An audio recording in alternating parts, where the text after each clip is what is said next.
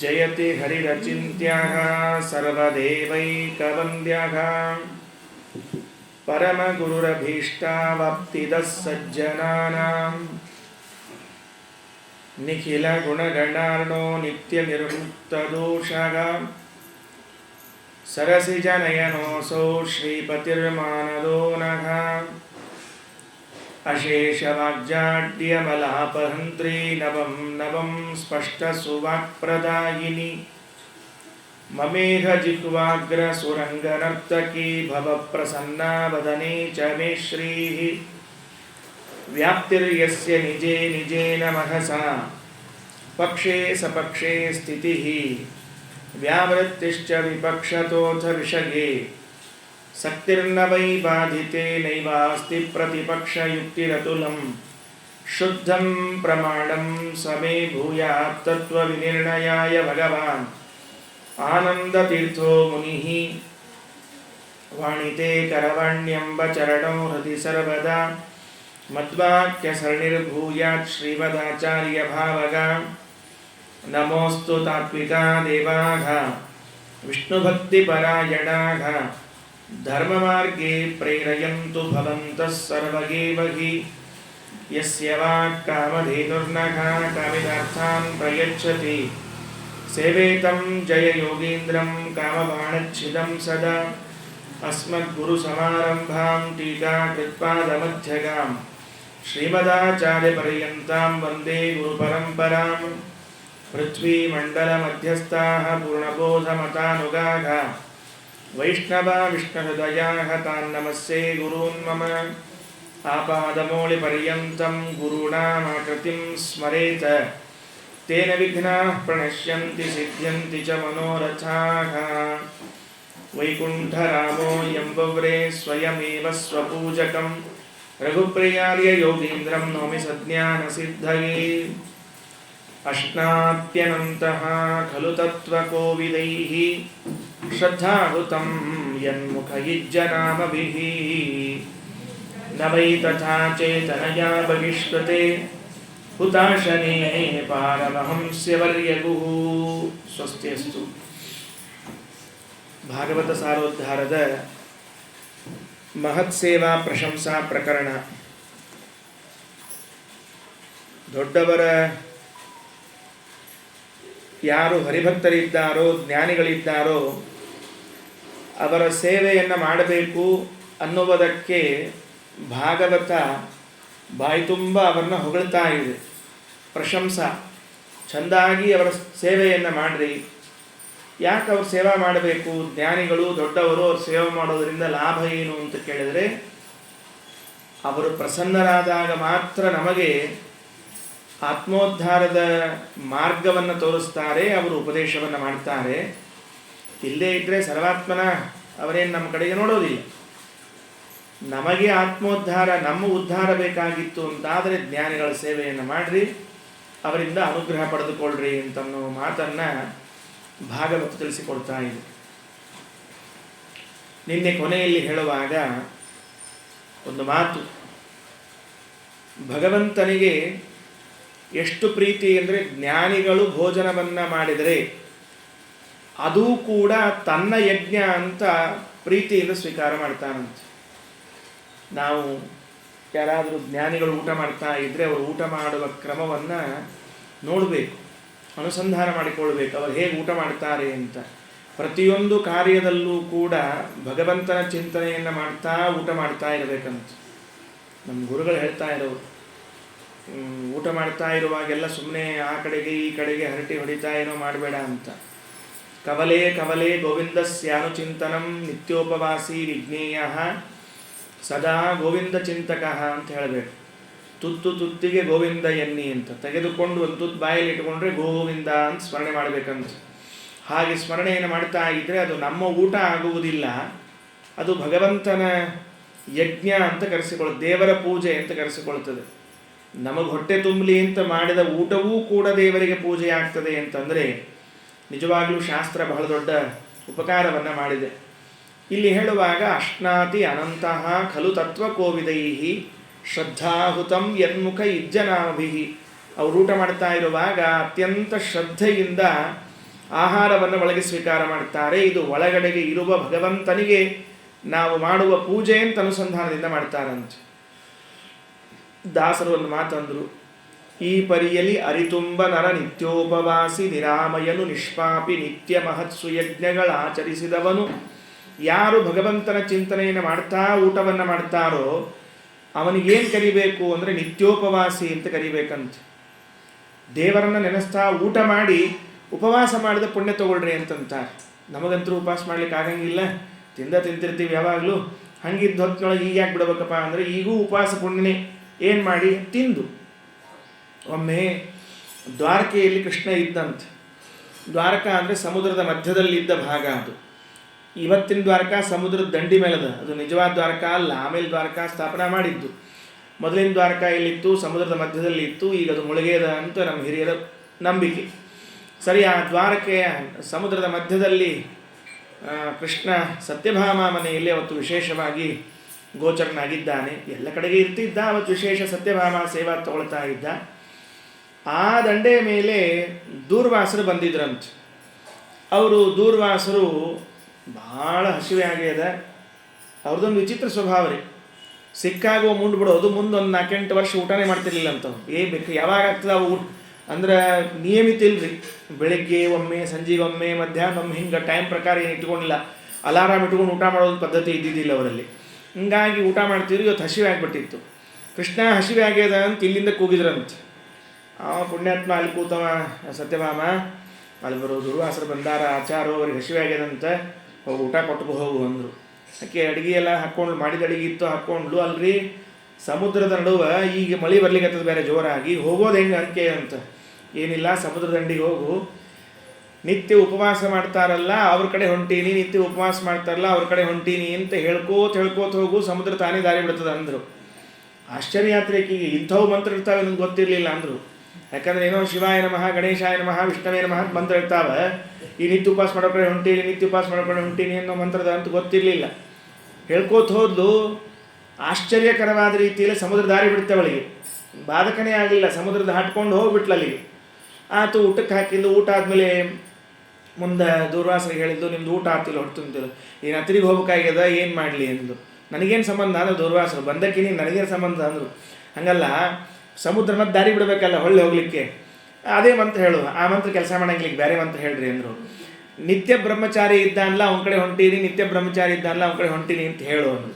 ಸರಿ ಅಂತ ನಿತ್ಯ ಬ್ರಹ್ಮಚಾರಿ ಅನ್ಕೋತ ಬಂದ್ರೆ ಸಮುದ್ರ ದಾರಿ ಬಿಡ್ತು. ಮನೆಗೆ ಬಂದು ಅವ ಕೃಷ್ಣ ಕರೆದ್ಲಿಕ್ಕಿ, ನೀವಿಬ್ಬರು ಏನು ನಡೆಸಿರಿ ಅಂತ ಕೇಳಿಲ್ಲಕ್ಕಿ. ಆಮ ಪುಣ್ಯಾತ್ಮ ದೂರ್ವಾಸ ತಟ್ಟಿಯೊಳಗೆ ಹಾಕ್ಕೊಂಡು ಚಲೋ ಹೊಡೆದಾರ, ನಿತ್ಯೋಪವಾಸಿ ಅಂತ. ನಿನಗೆ 16,000 ಹೆಂಡಂದ್ರಿದ್ದಾರೆ, ನೀ ನಿತ್ಯ ಬ್ರಹ್ಮಚಾರಿ ಅಂತ. ಏನು ನಡೆಸಿರಿ ಇಬ್ಬರು ಅಂತ ಕೇಳಿದ್ರು. ಇರಲಿ, ಜೋಕ್ ಮಾಡೋದಕ್ಕೂ ಒಂದು ಮಿತಿ ಇರ್ತದೆ, ಇಂಥ ಪರಿ ಜೋಕ್ ಮಾಡಬಾರ್ದು ಅಂದರು. ಆ ಕೃಷ್ಣ ಹೇಳ್ದ, ಅವ ನಿತ್ಯೋಪವಾಸಿ, ನಾ ನಿತ್ಯ ಬ್ರಹ್ಮಚಾರಿ. ಯಾಕೆ? ಅದಕ್ಕೆ 2 ಕಾರಣ ಕೊಡ್ತಾರೆ. ಈ ಪರಿಯಲ್ಲಿ ಅರಿತುಂಬ ನರ ನಿತ್ಯೋಪವಾಸಿ. ಯಾರು ಭಗವಂತನ ಸ್ಮರಣೆಯನ್ನು ಮಾಡ್ತಾ ಮಾಡ್ತಾ ಊಟವನ್ನು ಮಾಡ್ತಾರೋ ಅವನು ನಿತ್ಯೋಪವಾಸಿ ಅಂತ ಕರೆಸ್ಕೊಳ್ತಾನೆ. ಕವಲೆ ಕವಲೆ, ತುತ್ತು ತುತ್ತಿಗೆ ಗೋವಿಂದ ಗೋವಿಂದ ಸ್ಮರಣೆ ಮಾಡ್ತಾ ಊಟ ಮಾಡ್ತಾ ಇದ್ದರೆ ಉಪವಾಸ ಮಾಡಿದ ಪುಣ್ಯ ಉಂಟು. ಹಾಗಾಗಿ ಹರಿಸ್ಮರಣೆಯನ್ನು ಮಾಡ್ತಾ ಊಟ ಮಾಡಬೇಕು. ಫೇಸ್ಬುಕ್ ನೋಡ್ತಾ, ಯೂಟ್ಯೂಬ್ ನೋಡ್ತಾ, ರೀಲ್ಸ್ ನೋಡ್ತಾ ಅವು ಒದರ್ತಿರ್ತಾವೆ, ಅಲ್ಲಿ ಕೆಟ್ಟು ಒದರ್ತಿರ್ತಾವೆ, ಚೀರ್ತಿರ್ತಾವೆ, ಅವು ನೋಡ್ಕೋತ ಊಟ ಮಾಡೋದು. ಅನ್ನ ಅಂಥದ್ದು ಹೋಗಿರ್ತದೆ ಹೊಟ್ಟೆಯಾಗ, ಬುದ್ಧಿನೂ ಅಂಥದ್ದು ಹುಡ್ತದೆ ನಮಗೆ. ಅದಕ್ಕೆ ಅವನ್ನೆಲ್ಲ ನೋಡಬಾರ್ದು, ಭಗವಂತನ ಸ್ಮರಣೆ ಮಾಡಬೇಕು. ನಂಗೆ ನೆನಪದ, ಸಣ್ಣವನಿದ್ದಾಗ ನಮ್ಮಜ್ಜಿ ಹೇಳ್ತಿರ್ಬೇಕು, ಊಟಕ್ಕೆ ಕೂತಾಗ ಅನ್ನಮಯ ಪ್ರಾಣಮಯ ಮನೋಮಯ ವಿಜ್ಞಾನಮಯ ಆನಂದಮಯ ಗೋವಿಂದ ಗೋವಿಂದ ಅಂತ ಹೇಳು ಅಂತ ಹೇಳ್ತಿರ್ಬೇಕು. ನಾವು ಅಂತಿದ್ವಿ. ಈಗ ಅಜ್ಜಿಗೆ ಹೇಳಿಕ್ಕೂ ಟೈಮ್ ಇಲ್ಲ, ಮೊಮ್ಮಕ್ಕಳಿಗೆ ಕೇಳಿಕ್ಕೂ ಟೈಮ್ ಇಲ್ಲ ಈಗ. ಯಾಕಂದ್ರೆ ಇಬ್ಬರಿಗೂ ಸೀರಿಯಲ್, ಇವ್ರಿಗೆ ಬ್ಯುಸಿ ಅದ, ಅವ್ರಿಗೆ ಮೊಬೈಲ್ ಗೇಮ್ ಭಾರಿ ಬ್ಯುಸಿ ಅದ. ಅವು ಏನು ಸೀರಿಯಲ್ಗಳ್ರಿ, ಎಲ್ಲರ ಅನಾಹುತ ಸೀರಿಯಲ್ಗಳ್ರಿಪ್ಪ, ಎಲ್ಲ ಮನೆ ಕೆಡಿಸೋ ಸೀರಿಯಲ್ ಎಲ್ಲರ ಬರೀ ಅವ್ರು ನೋಡ್ತಿರ್ತಾರೆ, ಅವ್ರಿಗೆ ಆ ಕಡೆ ಆಗಿರ್ತದೆ. ಈ ಹುಡುಗರು ಮೊಬೈಲ್ನಾಗ ಗೇಮ್ ಮಾಡ್ಕೋತ ಕೂತಿರ್ತಾರೆ. ಯಾರೂ ಅನ್ನಮಯನೂ ಇಲ್ಲ, ಪ್ರಾಣಮಯನೂ ಇಲ್ಲ. ಹಾಗಾಗಿ ಆ ಅನ್ನಮಯ ಪ್ರಾಣಮಯ ಮನೋಮಯ ವಿಜ್ಞಾನಮಯ ಅಂತ ಭಗವದ್ ರೂಪವನ್ನು ಚಿಂತನೆ ಮಾಡಿ ಗೋವಿಂದ ಗೋವಿಂದ ಅಂತ ಸ್ಮರಣೆ ಮಾಡ್ತಾ ಇದ್ದರೆ ಅದು ಊಟನೇ ಒಂದು ಬೇರೆ. ಈ ಪರಿಯಲ್ಲಿ ಅರಿತುಂಬ ನರ ನಿತ್ಯೋಪವಾಸಿ ನಿರಾಮಯನು. ಜ್ಞಾನಿಗಳು ಊಟಕ್ಕೆ ಬಹಳ ದೊಡ್ಡ ಮಹತ್ವವನ್ನು ಹೇಳ್ತಾರೆ. ಅಶ್ನಾತ್ಯನಂತಹ ಖಲು ತತ್ವಕೋವಿದೈಹಿ. ಆ ಬ್ರಾಹ್ಮಣ ಅಥವಾ ಆ ಜ್ಞಾನಿ ಅವರೊಂದು ತುತ್ತು ತೆಗೆದುಕೊಂಡ್ರೆ ಸಾಕು, ದೇವರು ಸಂತೋಷದಿಂದ ಮುಖ ಅರಳಿಸ್ತಾನಂತೆ. ಒಂದು ದೃಷ್ಟಾಂತ ಹೇಳ್ತಿರ್ತಾರೆ ಹಿರಿಯರು. ಶೂರ್ಪಾಲಿ ಅಂತ ಒಂದು ಗ್ರಾಮ ಅದು, ಕೇಳಿರ್ತೀರಿ ನೀವು ಶೂರ್ಪಾಲಿ ಅಂತ ತಿಳಿದುಕೊಂಡು. ಬಿಜಾಪುರ ಡಿಸ್ಟಿಕ್, ಜಮಖಂಡಿ ಡಿಸ್ಟಿಕ್ ಆಗಿ ಅಲ್ಲಿ ಬಂದಿರ್ತದೆ. ಜಮಖಂಡಿ ಹತ್ರ ಬರ್ತದೆ, ಕೃಷ್ಣಾ ನದಿ ತೀರದಲ್ಲಿ ನರಸಿಂಹದೇವರ ಸ್ಥಳ. ಆ ಶೂರ್ಪಾಲಿ ಕ್ಷೇತ್ರದಲ್ಲಿ ವಿದ್ಯಾಧೀಶ ತೀರ್ಥರು ಅಂತ ಒಬ್ಬರು ಮಹಾನುಭಾವರು ಸ್ವಾಮಿಗಳು, ಉತ್ತರಾದಿ ಮಠದ ಪರಂಪರೆಯಲ್ಲಿ ಬರುವಂಥ ಮಹಾನುಭಾವರು ಸ್ವಾಮಿಗಳು. ಅವರ ತಾಯಿ ಒಂದು ಹರಕೆ ಹೊತ್ಕೊಂಡಿದ್ಲಂತೆ. ಏನು ಹರಕೆ ಹೊತ್ಕೊಂಡಿದ್ಲು ಅಂದರೆ, ನನಗೆ ಗಂಡು ಮಗು ಆದರೆ 1,00,000 ಜನ ಬ್ರಾಹ್ಮಣರಿಗೆ ಭೋಜನಕ್ಕೆ ಹಾಕಿಸ್ತೀನಿ, ಅದು ದ್ವಾದಶಿ, ಸಾಧನೆ ದ್ವಾದಶಿ ಅಂತ ಹರಕೆ ಹೊತ್ಕೊಂಡಿದ್ರಂತ. ಯಾವುದು ಆಗಂಗಿಲ್ಲ ಅವ್ನು ಹಿಂದೂ ಮಾಡ್ಲಿಕ್ಕೆ ಹೋಗ್ಬಾರ್ದ್ರಿ. ದ್ವಾದಶಿ ಒಬ್ಬ ಬ್ರಾಹ್ಮಣ ಸಿಗೋದೇ ಕಷ್ಟದ ಊಟಕ್ಕೆ. ಇನ್ನು ಸಾಧನೆ ದ್ವಾದಶಿ ದಿವಸ 1,00,000 ಮಂದಿಗೆ ಊಟಕ್ಕಂತಂದ್ರೆ ಆತು ಅಂತ ಹೇಳಿ ತಾಯಿ ಆಶಾ ಈಡೇರಿಸ್ಬೇಕು ಅಂತ ಸ್ವಾಮಿಗಳು ಅವತ್ತು ದ್ವಾದಶಿ ದಿವಸ ಇಡೀ ಸುತ್ತಮುತ್ತಲಿರೋ ಎಲ್ಲ ಊರಿನಾಗಿನ ಬ್ರಾಹ್ಮಣರನ್ನ ಕರೆಸಿ ಬರೋಬ್ಬರಿ 1,00,000 ಮಂದಿ ಸಾಧನೆ ಅವತ್ತು ಕೈಯಾಗ ಆಪೋಷಣ ಹಾಕ್ಕೊಂಡದ್ದು ಎಷ್ಟೊತ್ತಿಗೆ ಅಂದರೆ ಸಾಧನೆ ಒಳಗೆ ಹಾಕ್ಸಿದ್ರಂತೆ. ಭಾರಿ ಸಮರ್ಥರು ಸ್ವಾಮಿಗಳು. ಅದ್ರ ಜೊತೆಗೆ ಯಾದವಾರ್ಯರು ಅಂತ ಒಬ್ಬರು ಮಹಾನುಭಾವರು ಜ್ಞಾನಿಗಳು ಯಾದವಾರ್ಯರು ಬಂದಿದ್ದರು. ಭಾಗವತಕ್ಕೆ ಶ್ರೀಮನ್ಯಾಯಸುಧಾಕ್ಕೆ ವ್ಯಾಖ್ಯಾನ ಬರೆದಿರುವಂಥವರು ಬಂದಿದ್ದರು. ಊಟ ಆತೆಲ್ಲಾದ್ರು.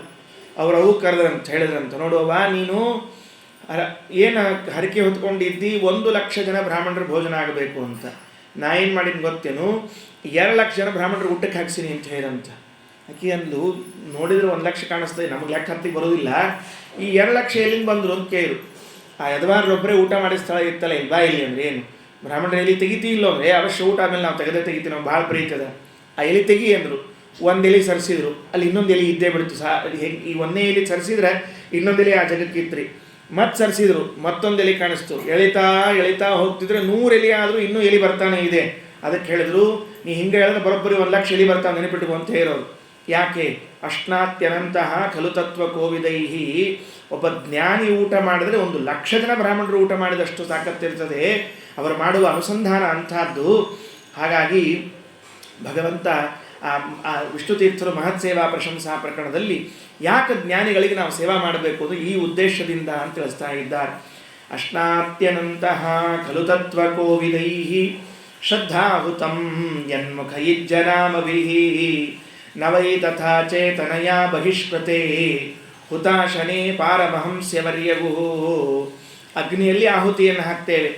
ಅಗ್ನಿಯಲ್ಲಿ ಹಾಕುವಾಗ ಆಹುತಿ ಅದು ಜಡವಾದ ಅಗ್ನಿ. ನಾವು ಹಾಕುವಂಥ ಆಹುತಿ ಒಳಗೆ ಅಗ್ನಿ ಇದ್ದಾನೆ, ದೇವತೆ ಇದ್ದಾನೆ. ಆದರೆ ನಮಗೆ ಆಗ ಅನುಸಂಧಾನ ಬರೋದಿಲ್ಲ. ಸುಮ್ಮನೆ ಅಗ್ನಿಯಲ್ಲಿ ತುಪ್ಪ ಹಾಕ್ತಿರ್ತೇವೆ. ಅದಕ್ಕೆ ಭಾಗವತದಲ್ಲಿ ವ್ಯಾಸರಂತಾರೆ, ಸುಮ್ಮನೆ ಆ ಅಗ್ನಿಕುಂಡದಲ್ಲಿ ತುಪ್ಪವನ್ನು ಹಾಕುವಕ್ಕಿಂತ ಅದು ಅಚೇತನ ಪ್ರತಿಮಾ, ಇದು ಚೇತನ ಪ್ರತಿಮಾ. ಈ ಚೇತನ ಪ್ರತಿಮಾದಲ್ಲಿ 2 ತುತ್ತು ಹಾಕಿದಾಗ ಏನು ದೇವರಿಗೆ ಮುಟ್ತದೋ, ಅಚೇತನದಲ್ಲಿ ಹಾಕಿದಾಗ ಅಷ್ಟು ಮುಟ್ಟೋದಿಲ್ಲ. ಆದ್ದರಿಂದ ಇದನ್ನೇ ಸ್ವೀಕಾರ ಮಾಡ್ತಾನೆ ಪರಮಾತ್ಮ ಅಂತ ಹೇಳಿದರು. ವಿಷ್ಣು ತೀರ್ಥರು ಇದಕ್ಕೆ ಅನೇಕ ರೀತಿಯ ಅರ್ಥವನ್ನು ಬರೀತಾರೆ. ಹಾಗಾದರೆ ಅವರು ಮಾಡಿದ್ದು ಮಾತ್ರ ದೇವರು ತಗೊಳ್ತಾನೆ ಅಂತ ಆದರೆ ಉಳಿದವ್ರು ಮಾಡಿದ್ದು ತಗೊಳ್ಳೋದಿಲ್ವ? ನಾವೆಲ್ಲ ಊಟ ಮಾಡಿದರೆ ದೇವರು ತಗೊಳ್ಳೋದಿಲ್ವ? ನೀವು ಮಾಡಿದ್ದು ತಗೊಳ್ತಾನೆ, ಯಾರು ಮಾಡಿದ್ರು ತಗೊಳ್ತಾನೆ ದೇವರು. ಮತ್ತು ಹಾಗಾದರೆ ಜ್ಞಾನಿಗಳದ್ದು ಅಂತ ಯಾಕಂತೀರಿ? ಆದರ ಅನಾದರ ಅಷ್ಟೇ. ಜ್ಞಾನಿಗಳು ಮಾಡಿದ್ದನ್ನು ತಗೊಳ್ಳುವಾಗ ಅತ್ಯಂತ ಪ್ರೀತಿಯಿಂದ ತಗೊಳ್ತಾನೆ, ನಮ್ಮದನ್ನು ತಗೊಳ್ಳುವಾಗ ಪ್ರೀತಿಯಿಂದ ತಗೊಳ್ತಾನೆ ಅಷ್ಟೇ. ಹಾಗಾಗಿ ಮಾಡಬೇಕು ಅಂತ ಈ ಮಾತನ್ನು ಹೇಳಿದರು. ಮುಂದಿನ ಇನ್ನೊಂದು 3 ಮಾತುಗಳು 4 ಮಾತುಗಳಲ್ಲಿ ಆ ಭಗವಂತನ ಜ್ಞಾನಿಗಳ ಪ್ರಶಂಸೆಯನ್ನು ಮುಗಿಸಿ ಅನಂತರದಲ್ಲಿ ಅವರ ನಿಂದನೆಯನ್ನು ಮಾಡಬಾರದು ಅನ್ನೋದಕ್ಕೆ ಒಂದು ಪ್ರಕರಣವನ್ನು ಹೇಳುತ್ತಾರೆ. ಇವತ್ತು ಈ ಒಂದು 4 ಶ್ಲೋಕ ಅದೊಂದು ಪ್ರಕರಣ ಹೇಳಬೇಕಾಗಿದೆ. ಯದ್ಬ್ರಹ್ಮ ನಿತ್ಯಂ ವಿರಜಂ ಸನಾತನಂ ಶ್ರದ್ಧಾ ತಪೋ ಮಂಗಳ ಮೌನ ಸಂಯಮೈ ಸಮಾಧಿನ ಬಿಭ್ರದಿಹಾರ್ಥ ಸಿದ್ಧಗೆ ಯತ್ರೇದ ಮಾದರ್ಶ ಇವಾವ ಭಾಸತೆ. ಯಾಕೆ ಅವರು ಸೇವೆ ಮಾಡಬೇಕು ಅನ್ನೋದಕ್ಕೆ ಮತ್ತೊಂದು ಕಾರಣ. ಅವರು ಅನುಗ್ರಹಿಸಿದರೆ ನಾವು ಭಗವಂತನನ್ನು ಕಾಣಲಿಕ್ಕೆ ಸಮರ್ಥರಾಗ್ತೇವೆ. ಅವರು ಅನುಗ್ರಹ ಮಾಡಬೇಕಷ್ಟೇ. ಜ್ಞಾನಿಗಳು ಮಹಾತ್ಮರ ಸೇವೆಯನ್ನು ಮಾಡಿದಾಗ ಅವರು ಉಪದೇಶವನ್ನು ಮಾಡುತ್ತಾರೆ. ಬರೇ ಉಪದೇಶವನ್ನಲ್ಲ, ಆ ಉಪದೇಶದ ಪರಿಣಾಮವಾಗಿ ಭಗವದ್ ದರ್ಶನವನ್ನು ಮಾಡಿಕೊಳ್ಳುತ್ತೇವೆ. ಎಲ್ಲಿ ಅಂತ ಕೇಳಿದ್ರೆ ಎಲ್ಲೋ ಹೊರಗಡೆಗೆ ಅಲ್ಲ, ನಮ್ಮ ಮನಸ್ಸಿನಲ್ಲಿಯೇ, ನಮ್ಮ ಹೃದಯದಲ್ಲಿಯೇ ನಾವು ಭಗವಂತನನ್ನು ಕಾಣುತ್ತೇವೆ. ಸಮಾಧಿನ ಬಿಭ್ರದಿಹಾರ್ಥ ಸಿದ್ಧಗೆ, ಸಮಾಧಿ ಅವಸ್ಥೆಯಲ್ಲಿ ಹೋಗಿ ಆ ಮೋಕ್ಷ ಸಿದ್ಧಿಗಾಗಿ ಭಗವಂತನನ್ನು ಕಾಣ್ತೇವೆ. ಎಷ್ಟು ಸ್ಪಷ್ಟವಾಗಿ ಅಂದರೆ ಯತ್ರ ಇದಂ ಆದರ್ಶ ಇವಾವ ಭಾಸತೆ. ಕನ್ನಡಿಯಲ್ಲಿ ನಮ್ಮ ಮುಖವನ್ನು ನಾವು ನೋಡಿಕೊಂಡ್ರೆ ಹೇಗಿರ್ತದೋ ಹಾಗೆ ಭಗವಂತನನ್ನು ಕಾಣಲಿಕ್ಕೆ ಸಾಧ್ಯ ಆಗ್ತದೆ ಅಂತ ಒಂದು ಮಾತು ಹೇಳ್ತಾರೆ. ಪ್ರಸಂಗ ಇದೆ ಅನ್ನೋದಕ್ಕೆ ಒಂದು ತತ್ವವನ್ನು ಬಿಡಿಸುವ ಪ್ರಯತ್ನ ಮಾಡ್ತೇನೆ. ಅನೇಕ ಬಾರಿ ಪುರಾಣದಲ್ಲಿ ಅಪರೋಕ್ಷ ಜ್ಞಾನ, ಭಗವಂತನ ಸಾಕ್ಷಾತ್ಕಾರ ಅಂತ ಕೇಳಿರ್ತೇವೆ. ಏನದು ಸಾಕ್ಷಾತ್ಕಾರ ಅಂದರೆ ಆಗೋದು? ಹೇಗಾಗ್ತದೆ ಸಾಕ್ಷಾತ್ಕಾರ ಅದು ದೇವರದ್ದು? ಯಾಕೆಂದರೆ ರಾಮಾಯಣದಲ್ಲಿ ರಾಮಾವತಾರ ಕಾಲದಲ್ಲಿ, ಕೃಷ್ಣನ ಇರುವಿಕೆಯ ಕಾಲದಲ್ಲಿ ಅನೇಕ ಜನ ಇದ್ದರು. ಅವರೆಲ್ಲರೂ ಅವತ್ತು ಭಗವಂತನನ್ನು ಕಣ್ಣಿನಿಂದ ನೋಡಿದ್ದಾರೆ. ಹಾಗಾದರೆ ಅದೆಲ್ಲವೂ ಕೂಡ ಸಾಕ್ಷಾತ್ಕಾರವ?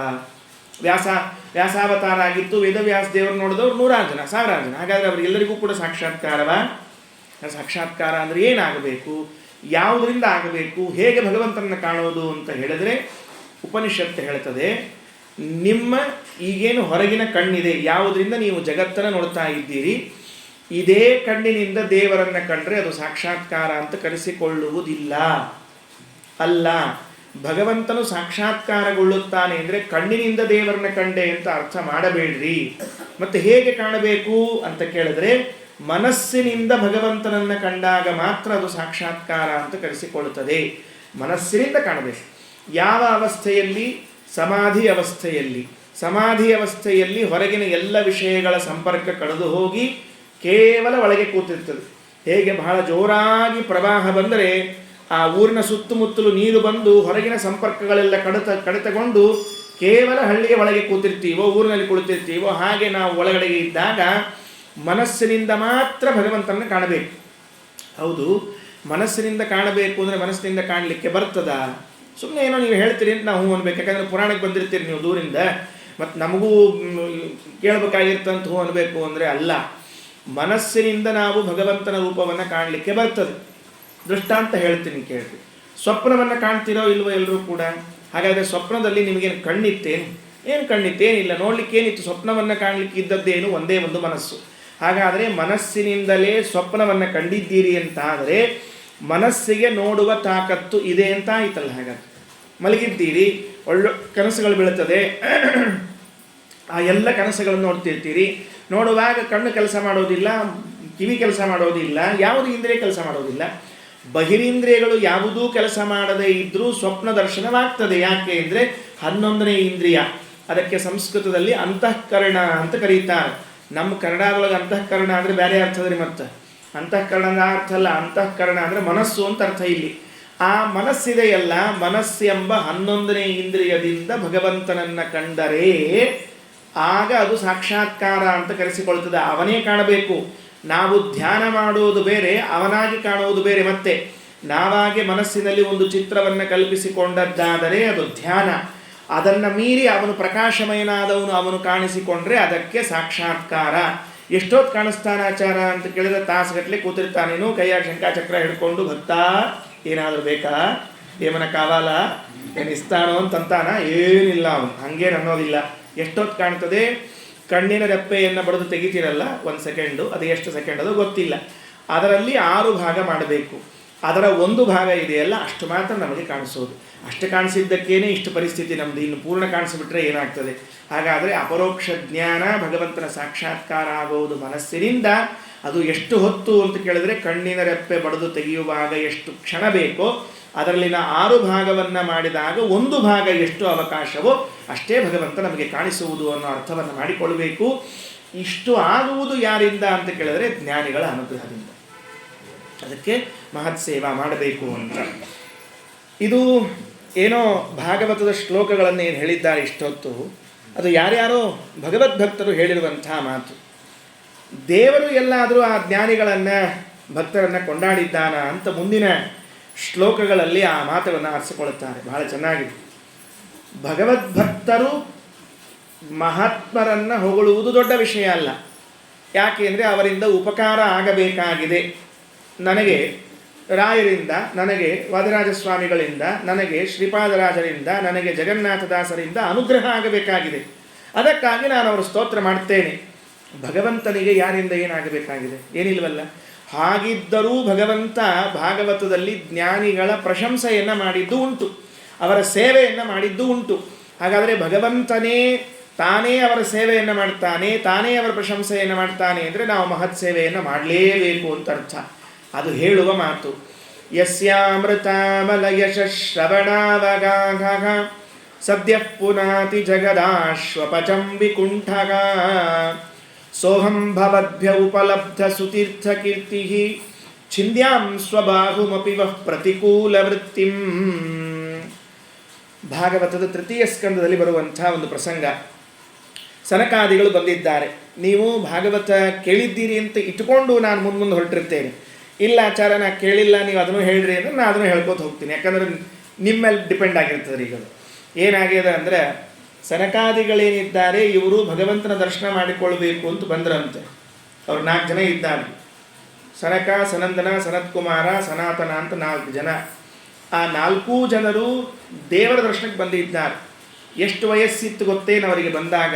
ಅವ್ರು ಹೆಂಗೆ ಕಾಣಿಸ್ತಿದ್ರು ಅಂದರೆ, ವಸ್ತ್ರವೇ ಇಲ್ಲದೆ ಇರುವ ಬಾಲಕರಂತೆ, ಚಿಕ್ಕ ಚಿಕ್ಕ ಬಾಲಕರಂತೆ ಕಾಣ್ತಾ ಇದ್ದಾರೆ. 5 ವರ್ಷದ್ದೋ 6 ವರ್ಷದ್ದೋ ಮಗು, ಇನ್ನೂ ಅಂಗಿ ಪ್ಯಾಂಟು ಶರ್ಟು ಯಾವುದು ಹಾಕ್ಕೊಳ್ತಿರ್ಲಿಲ್ಲ. ಅಂತಹ ವಯಸ್ಸಿನ ಮಕ್ಕಳು ಇದ್ದಂತೆ ಇರುವ ಅವರು ದೇಹದಿಂದ, ಬುದ್ಧಿಯಿಂದ, ಜ್ಞಾನದಿಂದ ಪೂರ್ವೇಶಾಪಿ ಪೂರ್ವಜಾಹ ಅವರು ಬಂದಿದ್ದಾರೆ. ಈ ಜಯ ವಿಜಯರು ಅವ್ರನ್ನ ತಡೆದ್ರು. ಯಾಕೆ? ಏನು ಸಣ್ಣ ಸಣ್ಣ ಹುಡುಗರು ಇವೆಲ್ಲ ಒಳಗೆ ಹೋಗ್ತಾವ, ಎಲ್ಲರೇ ಮಲ್ಕೊಂಡು ಅವನು ನಾರಾಯಣ ಸುಮ್ಮಲ್ಲಿ ಇರ್ತಾನೆ ಪಾಪ, ಅವನ ಪಾಡಿಗೆ ಅವನು ಇವಾಗ ಡಿಸ್ಟರ್ಬ್ ಮಾಡ್ತಾರ ಅಂತ ತಿಳ್ಕೊಂಡು ಹೇಳಿ ಅವ್ನು ನಮ್ಮ ನಾರಾಯಣಂದೊಂದು ಯಾವಾಗಲೂ ಒಂದೇ ಚಿತ್ರ ರೀ. ಟಿ ವಿಯಾಗ ತೋರಿಸ್ಲಿ, ಸಿನಿಮಾದಾಗ ತೋರಿಸ್ಲಿ, ಫೋಟೋದಾಗ ತೋರಿಸ್ಲಿ, ಅವ್ನು ಮಲ್ಕೊಂಡೇ ಇರ್ತಾನೆ. ಅವು ಮಲ್ಕೊಂಡಾಗರೆ ಅಟ್ಲೀಸ್ಟ್ ಅವ್ನು ಶಂಖಾಚಕ್ರ ತೆಗೆದಿಡ್ತಾನಂತ ಕಾಮನ್ ಸೆನ್ಸು ಇಲ್ಲರಿ ಫೋಟೋ ತೆಗಿಯೋರಿಗೆ. ಅವರೇ ಹಿಂಗೆ ಹಿಡ್ಕೊಂಡು ಕೂತಿರ್ಬೇಕ್ರಿ. ಹಿಂಗೆ ಹಿಡ್ಕೊಂಡು ಮಲ್ಕೊಂಡ್ರಿ, ಕಿರೀಟು ಹಾಕ್ಕೊಂಡು ಮಲ್ಕೋಬೇಕು, ಹಿಂಗೆ ಮಲ್ಕೋಬೇಕು. ಅವು 4 ಕೈ ಪಾಪ ಎಲ್ಲಿ ಯಾವ ತಲೆ ಹುಡುಕಿಟ್ಕೋಬೇಕು, ಯಾವ ತಲೆ ಮೇಲೆ ಇಟ್ಕೋಬೇಕು ಗೊತ್ತಾಗಂಗಿಲ್ಲ. ಹಂಗೆ ಇಟ್ಕೊಂಡ್ರದ ಎಲ್ಲರ. ಆಕೆ ಲಕ್ಷ್ಮೀದೇವಿ ಹೆಂಡತಿ ಬಾಜುಕಿದ್ದಾಳಲ್ಲ, ಅಕ್ಕಿಯರ ಕೇಳೋಗ್ಬೇಡ ಏನ್ರಿ, ಕೊಡ್ರಿ ನಾ ಹಿಡ್ಕೊಂಡಿರ್ತೀನಿ ಅಂತ ಅಕ್ಕಿಯರ ಕೇಳಬೇಡ್ರಿ, ಆಕಿನೂ ಕೇಳಂಗಿಲ್ಲ ಅಂತ. ನೀ ಮಲಗಿ ನಾ ಕಾಲು ಹೊತ್ತೀನಿ ಹಂಗೆ ಅಂತ ಅಂತಾಳಂತಕಿ. ಏನು ಹುಚ್ಚುಗಳಿದ್ದಾರಲ್ರ, ಅಂಥವೆಲ್ಲ ಚಿತ್ರ ಇಲ್ಲೇ ಇಲ್ರಿ. ಪುರಾಣದಲ್ಲಿ ಹೇಳುವಾಗ ಸ್ಪಷ್ಟವಾಗಿ ಶೇಷದೇವರ ಮೇಲೆ ಮಲ್ಕೊಂಡಿರ್ತಾರೆ. ಆ ಶೇಷದೇವರ ಹೆಡೆಗಳಿವೆಯಲ್ಲ, ಒಂದೊಂದು ಹೆಡೆಗೆ ಒಂದೊಂದು ಆಯುಧವನ್ನು ತೂಗು ಹಾಕಿರ್ತಾನಂತೆ ದೇವರು ಮಲ್ಕೊಂಡಾಗ. ನೆನಪಿಟ್ಟುಕೊಳ್ರಿ, ಕಲ್ಪನೆ ಇಲ್ಲ ನಮಗದೆಲ್ಲ. ಅದು ಕಲ್ಕಿ ಪುರಾಣ ಅಂತ ಒಂದು ಪುರಾಣ ಇದೆ. ಆ ಪುರಾಣದಲ್ಲಿ ಹೇಳುವಾಗ ಈ ಮಾತು ಬರ್ತದೆ. ಶಂಖ ಚಕ್ರವನ್ನು ಒಂದು ಕಡೆಗೆ ಇಟ್ಟಿರ್ತಾನೆ, ಶಂಖವನ್ನು ಒಂದು ಕಡೆಗೆ ಇಟ್ಟಿರ್ತಾನೆ. ಹೀಗೆ ಒಂದೊಂದನ್ನು ಒಂದೊಂದು ಕಡೆಗೆ ಇಡ್ತಾ ಬಂದು ಎಲ್ಲ ಫ್ರೀ ಮಾಡಿಕೊಂಡು ಪರಮಾತ್ಮ ಎಲ್ಲವನ್ನ ತೆಗೆದು ತಾನು ಹಾಯಾಗಿ ಮಲ್ಕೊಂಡಿರ್ತಾನೆ. ಆಗ ಲಕ್ಷ್ಮೀದೇವಿ ಅವನ ಪಾದ ಸೇವಾ ಮಾಡ್ತಿರ್ತಾಳೆ ಹೊರತಾಗಿ ಅವ ಹಿಂಗೆ ಹಿಡ್ಕೊಂಡು ಕೂತಿರ್ತಾನೆ, ಹಿಂಗೆ ಮಾಡ್ತಿರ್ತಾನೆ ಅಂತ ತಿಳಿಬೇಡಿ. ಅವ ಮಲ್ಕೊಂಡಿರ್ತಾನೆ. ಆ ಮಲ್ಕೊಂಡವರನ್ನು ಇವರೆಲ್ಲಿ ಹೋಗಿ ಎಬ್ಬಿಸ್ತಾರೋ ಅಂತ ಅವನು ಭಾಷಣ ಇದ್ದಾನೆ ದೇವರು. ಒಟ್ಟು ನಿಶ್ಚಿಂತೆ ನೋಡ್ರಿ. ಅವ ನಮ್ಮಲ್ಲಿ ಒಂದು ಗಾದಿ ಮಾತು ನೋಡ್ರಿ, ಚಿಂತಿಲ್ಲದೆ ಇದ್ದವ್ರು ಸಂತ್ಯಾಗಿಸ್ದಕ್ಕೆ ನಿದ್ದೆ ಅಂತದ್ರಿ. ಅವ ಒಟ್ಟ ಚಿಂತಿಲ್ರಿ, ಅವ್ನು ಅಲ್ಲಿ ಮಲ್ಕೊಂಡ್ಬಿಟ್ಟಿರ್ತಾನಂತ. 24 ತಾಸು ಮಲ್ಕೊಂಡೇ ಇರ್ತಾನಂತ. ಬೊಮ್ಮನ ಪ್ರಳಯದಲ್ಲಿ ತನ್ನರಸಿಯೊಡಗೂಡಿ ಸುಮ್ಮನೆಯಾಗಿ ಮಲಗೀಪ ನಮ್ಮ ನಾರಾಯಣಗೂ ಈ ನಮ್ಮೆ ಗಡಿಗಳಿಗೂ ಜನ್ಮವೆಂಬುದು ಅವತಾರ ಶೋಭಾನೆ. ಬೊಮ್ಮನ ಪ್ರಳಯದಲ್ಲಿ ಸುಮ್ಮನೆ ಮಲಗಿರ್ತಾನೆ. ಸುಮ್ಮನೆಯಾಗಿ ಸುಮ್ಮನೆ ಮಲ್ಕೊಂಡ ಅಂದ ಅರ್ಥ ಏನ್ರಿ? 2 ಅರ್ಥದ್ರಿ. ಸುಮ್ಮನೆ ಮಲಗ್ಯಾನ ಅಂದರೆ ಏನು ಕೆಲಸ ಇಲ್ಲ ಅದಕ್ಕೆ ಸುಮ್ಮ ಮಲಗ್ಯಾನ ಅಂತ ಅರ್ಥ. ಅಥವಾ ಸುಮ್ಮನೆ ಮಲಗ್ಯಾರ ಅಂದ್ರೆ ನಿದ್ದೆ ಹತ್ತಿಲ್ಲ ಅಂತೂ ಅರ್ಥದ್ರಿ. ಯಾರ ಮನೆಗೆ ಬಂದಿರ್ತಾರೆ, ಯಜಮಾನ್ ಏನು ನಡ್ಸ್ಯಾರ ಅಂತ ಕೇಳ್ತಾರೆ, ಸುಮ್ಮ ಮಲಗ್ಯಾರ ಅಂದರೆ ಒಂದು ನಿದ್ದೆ ಹತ್ತಿಲ್ಲ ಅಂತ ಅರ್ಥ, ಇಲ್ಲ ಖಾಲಿ ಬಿದ್ದಾರ ಮನ್ಯಾಗ ಅಂತ ಅರ್ಥ. ಏನ್ರಿ ಅದರ ಒಂದು ಅರ್ಥ ಇರ್ತದೆ. ಪ್ರಾಯಶಃ 2ನೇದ್ದೇ ಹೆಚ್ಚು ಅನುಕೂಲ ಆಗ್ತದೆ ಅಂತ ಅನಿಸ್ತದೆ. ಅದಕ್ಕೆ ಅವ್ನು ಮಲ್ಕೊಂಡಿರ್ತಾನೆ, ಸುಮ್ಮನೆ ಮಲಗಿರ್ತಾನೆ. ಮಲ್ಕೊಂಡಾಗ ಇವ್ರು ಸನಕಾದಿಗಳಲ್ಲಿ ಒಳಗೆ ಹೋಗ್ತಾರೋ ಅಂತ ಇಟ್ಕೊಂಡು ಜಯ ವಿಜಯ ತಡೆದು ಬಿಟ್ರು. ತಡೆದಾಗ ಅವರು ಇವರಿಗೆ ಸ್ವಲ್ಪ ಮಾತುಕತೆ ಆಯಿತು. ಜಟಾಪಟಿಯಾಗಿ ಇದನ್ನು ಮಾಡಿದ್ರು, ಶಾಪ ಕೊಟ್ಟರು, ನೀವು ರಾಕ್ಷಸರಾಗ್ಬಿಟ್ರಿ ಇತ್ಯಾದಿ ಇತ್ಯಾದಿ. ಶಾಪ ಕೊಡೋ ತನಕನೂ ಒಳಗಿದ್ದರೆ ಅವ ಮಿಸ್ಟರ್ ನಾರಾಯಣ, ಅವ ಶಾಪ ಕೊಡೋ ತನಕನೂ ಒಳಗೆ ಗಪ್ಪು ಮಲಗಿದ್ದರಿ.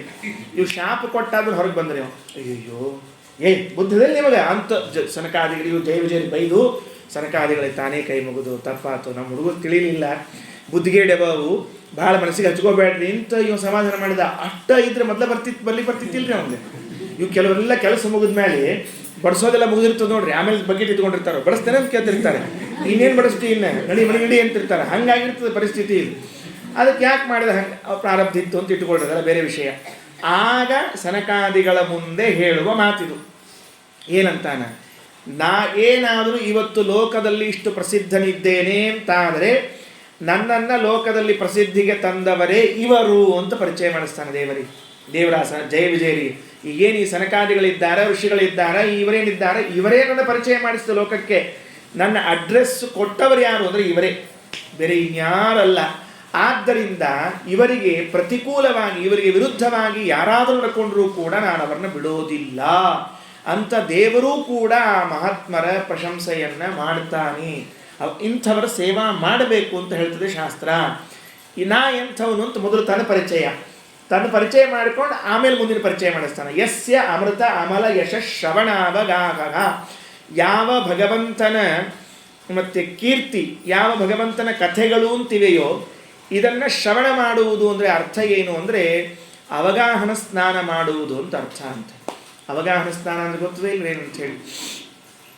ಈಗ ನಾವು ಅವಗಾಹನ ಸ್ನಾನ ಮಾಡಿ ಗೊತ್ತಿಲ್ಲ ನಂಗೆ, ಹಿಂಗಾಗಿ ನಾವು ಅಭ್ಯಾಸ ಇರೋದಿಲ್ಲ. ಮನೆಯಾಗ ಬಕೆಟ್ನಾಗ ನೀರು ತೊಗೊಳ್ದೆ, ಒಂದು ಮಗ್ಗ ಇರ್ತದೆ, ಮೈ ಮೇಲೆ ಸುರ್ಕೊಳ್ಳೋದು, ಅದ ಸ್ನಾನ ಆಯ್ತು ಅಂತ ಹೇಳಿ ಬಂದಿರ್ತೀವಿ ನಾವು. ನದಿ ಒಳಗೆ ಇಳಿದು ಮುಳುಗಿ ಮಾಡಿದರೆ ಅದಕ್ಕೆ ಅವಗಾಹನ ಅಂತ ಕರೆಯೋದು. ಲೌಕಿಕ ಭಾಷೆಯಲ್ಲಿ ಹೇಳ್ತಿದ್ದೇನೆ ಅಷ್ಟೇ. ಅವಗಾಹನ ಅಂದರೆ ಮುಳುಗಿ ಮಾಡುವ ಸ್ನಾನ. ತಲೆ ಮೇಲೆ ನೀರು ಹರ್ಕೊಂಡು ಹೋಗಬೇಕು. ದೇವರಂತಾನೆ ಯಾರೆಲ್ಲ ನನ್ನ ಕಥಾಶ್ರವಣವನ್ನು ಮಾಡುತ್ತಾರೋ ಅವರೆಲ್ಲ ಏನು ಮಾಡಿದಂತೆ ಅಂದರೆ ನನ್ನ ಪವಿತ್ರವಾದ ಕೀರ್ತಿ ಎಂಬ ನದಿಯಲ್ಲಿ ಅವಗಾಹನ ಸ್ನಾನ ಮಾಡಿದಂತೆ. ಎಂಥ ಅದ್ಭುತ ಮಾತಿದು ಭಾಗವತದ್ದು. ನೀವು ಇಷ್ಟೊತ್ತು ಭಾಗವತವನ್ನು ಕೇಳ್ತಿರ್ತೀರಲ್ಲ, 1 ಗಂಟೆಯೋ 1.5 ಗಂಟೆಯೋ, ಅಥವಾ ಊಟಕ್ಕೆ ಹಾಕೋ ತನಕ ಹೇಳ್ತಿರ್ತಾರೆ ಕೆಲವೊಮ್ಮೆ ಆಚಾರ್ಯರು.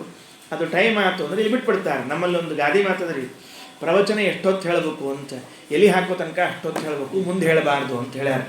ಅದಕ್ಕೆ ಯಾವತ್ತೈಲಂ ತಾವದಾಖ್ಯಾನಂ ಅಂತ ಒಂದು ಮಾತು. ದೀಪದ ಎಣ್ಣೆ ಎಷ್ಟೊತ್ತಿರ್ತದಲ್ಲ ಅಷ್ಟೊತ್ತ ಹೇಳ್ಬೇಕ್ರಿ, ಎಣ್ಣೆ ಮುಗಿಸ್ಬಿಡ್ಬೇಕು ಅಂತ ಅರ್ಥ. ಹೀಗಾಗಿ ಅದು ಈ ಊಟ ಇದು ದಿವಸ ಪ್ರವಚನ ಇರ್ತದೆ ನೋಡ್ರಿ, ಸ್ವಲ್ಪ ನೋಡ್ಕೊಂಡು ಹೇಳೋದು ಚಲೋ ರೀ ಅವತ್ತು. ಯಾಕಂದ್ರೆ ಒಮ್ಮೆ ಹಿಂಗೆ ಆಗಿತ್ತು. ನಾವು ಮೊದಲೇ ತಡ ಮಾಡಿ ಹೋಗೋ ಕಂಪ್ನಿ, ಎಲ್ಲರ ಊಟಕ್ಕೆ ಕರೆದ ಹೊತ್ತಿನೊಳಗೆ ತಡ ಮಾಡಿ ಹೋದ್ವಿ. ಅವು ಜನ ಎಲ್ಲ ನಿಮ್ಮಂಗೆ ಲಘು ಬಂದು ಕೂತ್ಬಿಟ್ಟು ಪಾಪ ಹಸಿವೆ ಆಗಿಬಿಟ್ಟದ, ಅವ್ರಿಗೆ ಕೆಟ್ಟ ಹಸ್ದದ. ಆಚಾರ ಬಂದರು ಅಂತ ನಮ್ಮನ್ನು ಕರ್ಕೊಂಡು ಹೋಗಿ ಕೂಡಿಸಿದ್ರು. ಆಚಾರ ಪ್ರವಚನ ಹೇಳಿರಲ್ಲ ಅಂದರು. ನಮಗೂ ಅದ ಬೇಕಾಗಿತ್ತು, ಯಾಕಂದರೆ ಮೈಕ್ ಸಿಕ್ಕರೆ ಸಾಕಾಗಿರ್ತದೆ. ಮೈಕಾಸುರನ ಆವೇಶ ಆಯ್ತು, ಕೆಲವರಿಗೆ ಕಲಿ ಆವೇಶ, ನಮ್ಮ ಮೈಕಾಸುರನ ಆವೇಶ ಆತು. ಹೇಳ್ತೀನಿ ಶ್ರೀ ಗುರುಭ್ಯೋ ನಮಃ ಶುರು ಮಾಡಿದೆ. ಆ ಕೊನೆಗೊಬ್ರು ಕೂತಿದ್ರಿ ನಮಗಳು, ವಾಟಗ ಉಳಿಸ್ಬಿಟ್ಲ ಅಂತ ಹೇಳ್ತೀನಿ. ಹಸಿ ಆಗಿದ್ದಕ್ಕೆ ವಾಟಗ ಉಳಿಸ್ಬಿಟ್ಲು. ವಾಟಗ ಉಳಿಸಿರಿ ಹೇಳ್ತೀನಿ, ಹಿಂದೆ ಕೂತವ್ರು 3 ಮಂದಿ ಎದ್ದು ಬಿಟ್ಟರು. ಸರ್ ನೋಡಿ ನೀರು ಬರ್ತದೆ ಅಂತ ತಿಳ್ಕೊಂಡು ಹೇಳಿ ಅವ್ರು ಎದ್ದದ್ದು ನೋಡಿ ನಾ ಏನು ಅನ್ಕೊಂಡೆ, ಇನ್ನು ನಮ್ಮ ಪ್ರವಚನ ಭಾಳ ಹೊತ್ತಾಗ್ತದೆ ಅಂತ ತಿಳ್ಕೊಂಡು ಅವ್ರು ಮನೆಗೆ ಹೊಂಟ್ರನು ಅಂತ. ಇಲ್ಲರ ಕೂಡ್ರಿ ಲಘು ಮುಗಿಸ್ತೀನಿ ಅಂತ ನಾ ಅಂದೆ. ಅದಕ್ಕೆ ಆಕೆ ಬಾಜು ಕೂತಕ್ಕೆ ಹೇಳಿದೆ ಹೆಣ್ಮಗಳು, ಇಲ್ಲ ನೀವು ಹೇಳ್ರಿ ನೀರು ಈಗ ಅವ್ರು ಬುಡಕ್ಕೆ ಬಂದದ, ಇನ್ನು 5 ನಿಮಿಷಕ್ಕೆ ನಿಮ್ಮ ಬುಡಕ್ಕೆ ಬರ್ತದೆ ನೀರು ಅಂತ. ನಾ ಅರ್ಥ ಮಾಡ್ಕೊಂಡೆ, ಹಿಂಗೆ ಭಾಳ ಹೊತ್ತು ಹೇಳ್ಬಾರ್ದು ಹಂಗಾರೆ, ಸ್ವಲ್ಪ ಲಘು ಮುಗಿಸಿದ್ರೆ ಚಲೋ ಅಂತ. ಅದಕ್ಕೆ ನಾವೇನು ಭಗವಂತನ ಕಥಾಶ್ರವಣವನ್ನು ಮಾಡ್ತಿರ್ತೇವೆ, ಈ ಕಥಾಶ್ರವಣ ಅಂತನ್ನುವುದೇ ಒಂದು ದೊಡ್ಡ ನದಿ. ಅದು ಭಗವಂತನ ಕೀರ್ತಿ ಎಂಬುದು ನದಿ, ಅದು ಪವಿತ್ರವಾದ ನದಿ. ಅದು ಯಸ್ಯಾಮೃತಾಮಲ ಯಶ ಶ್ರವಣಾವಗಾಗ. ಆ ಭಗವಂತನ ಅಮೃತಮಯವಾದ ದೋಷರಹಿತವಾದ ಯಶಸ್ಸು, ಭಗವಂತನ ಕಥೆ, ಅದೇ ದೊಡ್ಡದಾದ ನದಿ. ಅದರಲ್ಲಿ ಶ್ರವಣಾವಗಾಹ, ಯಾರು ಸ್ನಾನ ಮಾಡಿ ಎದ್ದು ಬರ್ತಾರೋ ಸದ್ಯ ಪುನಾತಿ, ಕೂಡಲೇ ಪವಿತ್ರರಾಗ್ತಾರೆ. ಇವತ್ತು ಸ್ನಾನ ಮಾಡೋದು, ಇನ್ಯಾವತ್ತೋ ಪವಿತ್ರ ಆಗೋದು ಹಿಂಗೆಲ್ಲ ಇರೋದಿಲ್ಲ. ಸ್ನಾನ ಮಾಡಿದ ಕೂಡಲೇ, ಭಗವತ್ ಕಥಾ ಶ್ರವಣ ಮಾಡಿದ ಕೂಡಲೇ ಪುನೀತರಾಗ್ತೇವೆ. ಯಾರು ಆ ಶ್ವಪಚಂ ವಿಕುಂಠ, ಕೊನೇ ವರ್ಗ ಅಂತೇನಿದೆ ನಮ್ಮಲ್ಲಿ ಸಮಾಜದಲ್ಲಿ, ಭಾಳ ಕೊನೆಗಿರ್ತಾರೆ. ಅವರಿಗೆ ದೇವರು ಅಂತ ಕಲ್ಪನೆ ಇರೋದಿಲ್ಲ, ಏನೂ ಕಲ್ಪನೆ ಇರೋದಿಲ್ಲ. ಅಂಥವರಿಗೂ ಭಗವಂತನ ಕಥಾ ಕಿವಿಗೆ ಬಿದ್ದರೆ ಕೂಡಲೇ ಅವರು ಉದ್ಧಾರ ಆಗ್ತಾರೆ. ಸೋಹಂ, ಇದೂ ಪರಮಾತ್ಮ ಹೇಳ್ತಾನೆ, ನನ್ನ ಕೀರ್ತಿಯ ಮಹಿಮಾ ಇಷ್ಟದ ಅಂತ. ನಾನು ಈ ಕೀರ್ತಿ ಇಷ್ಟೆಲ್ಲ ಪ್ರಚಾರಕ್ಕೆ ಬಂತಲ್ಲ, ಇದು ಯಾರಿಂದ? ಸೋಹಂ ಭವದ್ಭ್ಯ ಉಪಲಬ್ಧ. ಸನಕಾದಿಗಳೇ, ನಿಮ್ಮಿಂದ ನಾ ಈ ಕೀರ್ತಿಯನ್ನು ಇಷ್ಟು ಲೋಕದಲ್ಲಿ ಪಡೆದುಕೊಂಡಿದ್ದೇನೆ. ಛಿಂದ್ಯಾಂ ಸ್ವಬಾಹುಮಪ್ಯುವ ಪ್ರತಿಕೂಲ ವೃತ್ತಿ. ಒಂದು ವೇಳೆ ನನ್ನ ಕೈಗಳು, ನನ್ನ ಭುಜ ನಿಮ್ಮ ವಿರುದ್ಧವಾಗಿ ಕಾರ್ಯವನ್ನು ಮಾಡಿದರೆ ಅದನ್ನೂ ನಾನು ಕತ್ತರಿಸಿಬಿಡ್ತೇನೆ ಅಂತ ಮಾತನ್ನು ಆಡ್ತಾನೆ. ದೇವರ ಭುಜವನ್ನೇನು ಕತ್ತರಿಸ್ಲಿಕ್ಕೆ ಬರೋದಿಲ್ಲ. ಅದಕ್ಕೆ ಭಾಗವತಕ್ಕೆ ವ್ಯಾಖ್ಯಾನ ಬರೆದ ಯಾದವಾರರು ಒಂದು ಮಾತಂತಾರೆ, ಭುಜಗಳಿಂದ ಹುಟ್ಟಿದವರು ಕ್ಷತ್ರಿಯರು. ಯಾರಾದರೂ ಒಬ್ಬ ಕ್ಷತ್ರಿಯ ನಿಮ್ಮಂಥ ಮಹಾತ್ಮರ ಬ್ರಾಹ್ಮಣರ ಜ್ಞಾನಿಗಳ ವಿರೋಧವನ್ನು ಮಾಡಿದರೆ ಅವರನ್ನೂ ನಾನು ಸಂಹಾರ ಮಾಡುತ್ತೇನೆ ಅನ್ನುವಂತಹ ಮಾತನ್ನು ತಿಳಿಸಿಕೊಡ್ತಾ ಇದ್ದಾನೆ ಅಂತ ತಿಳ್ಕೊಳ್ಬೇಕು. ಹೌದು, ನೀವು ಬರೇ ಜ್ಞಾನಿಗಳ ಸೇವೆ ಮಾಡಬೇಕು ಹಿಂಗೆ ಅಂತೀರಿ, ಅವರು ಸಿಟ್ಟಿಗೆದ್ದು ನಮಗೆ ಬೈದ್ರೆ ಹೊಡೆದ್ರೆ ಅಂದ್ರೆ ಏನು ಮಾಡ್ಬೇಕು ನಾವು ಅಂತ ಕೇಳಿದ್ರಂತ. ಅದಕ್ಕೂ ದೇವರು ಅಂತ ಹೇಳ್ತಾನೆ, ಅವ್ರು ಬೇಕಾದ್ ಮಾಡಲಿ, ಅವ್ರ ಬಗ್ಗೆ ನೀವು ತಲೆ ಕೆಡಿಸ್ಕೊಳ್ಳಿಕ್ಕೆ ಹೋಗಬೇಡ್ರಿ, ನಿಮ್ದಷ್ಟ ನೀವು ನೋಡ್ಕೊಳ್ರಿ ಅಂತ ದೇವರು. ಏನಂತ?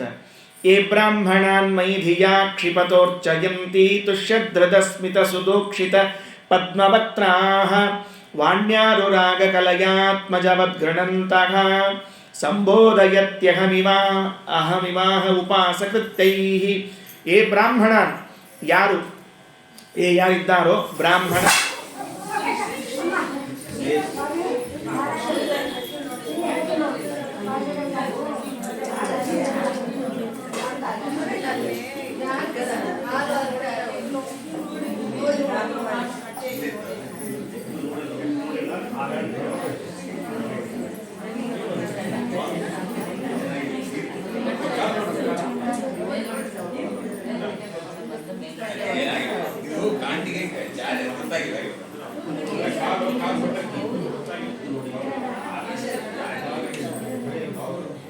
ಶ್ರೀಹರಿ ಶ್ರೀಹರಿ ಶ್ರೀ.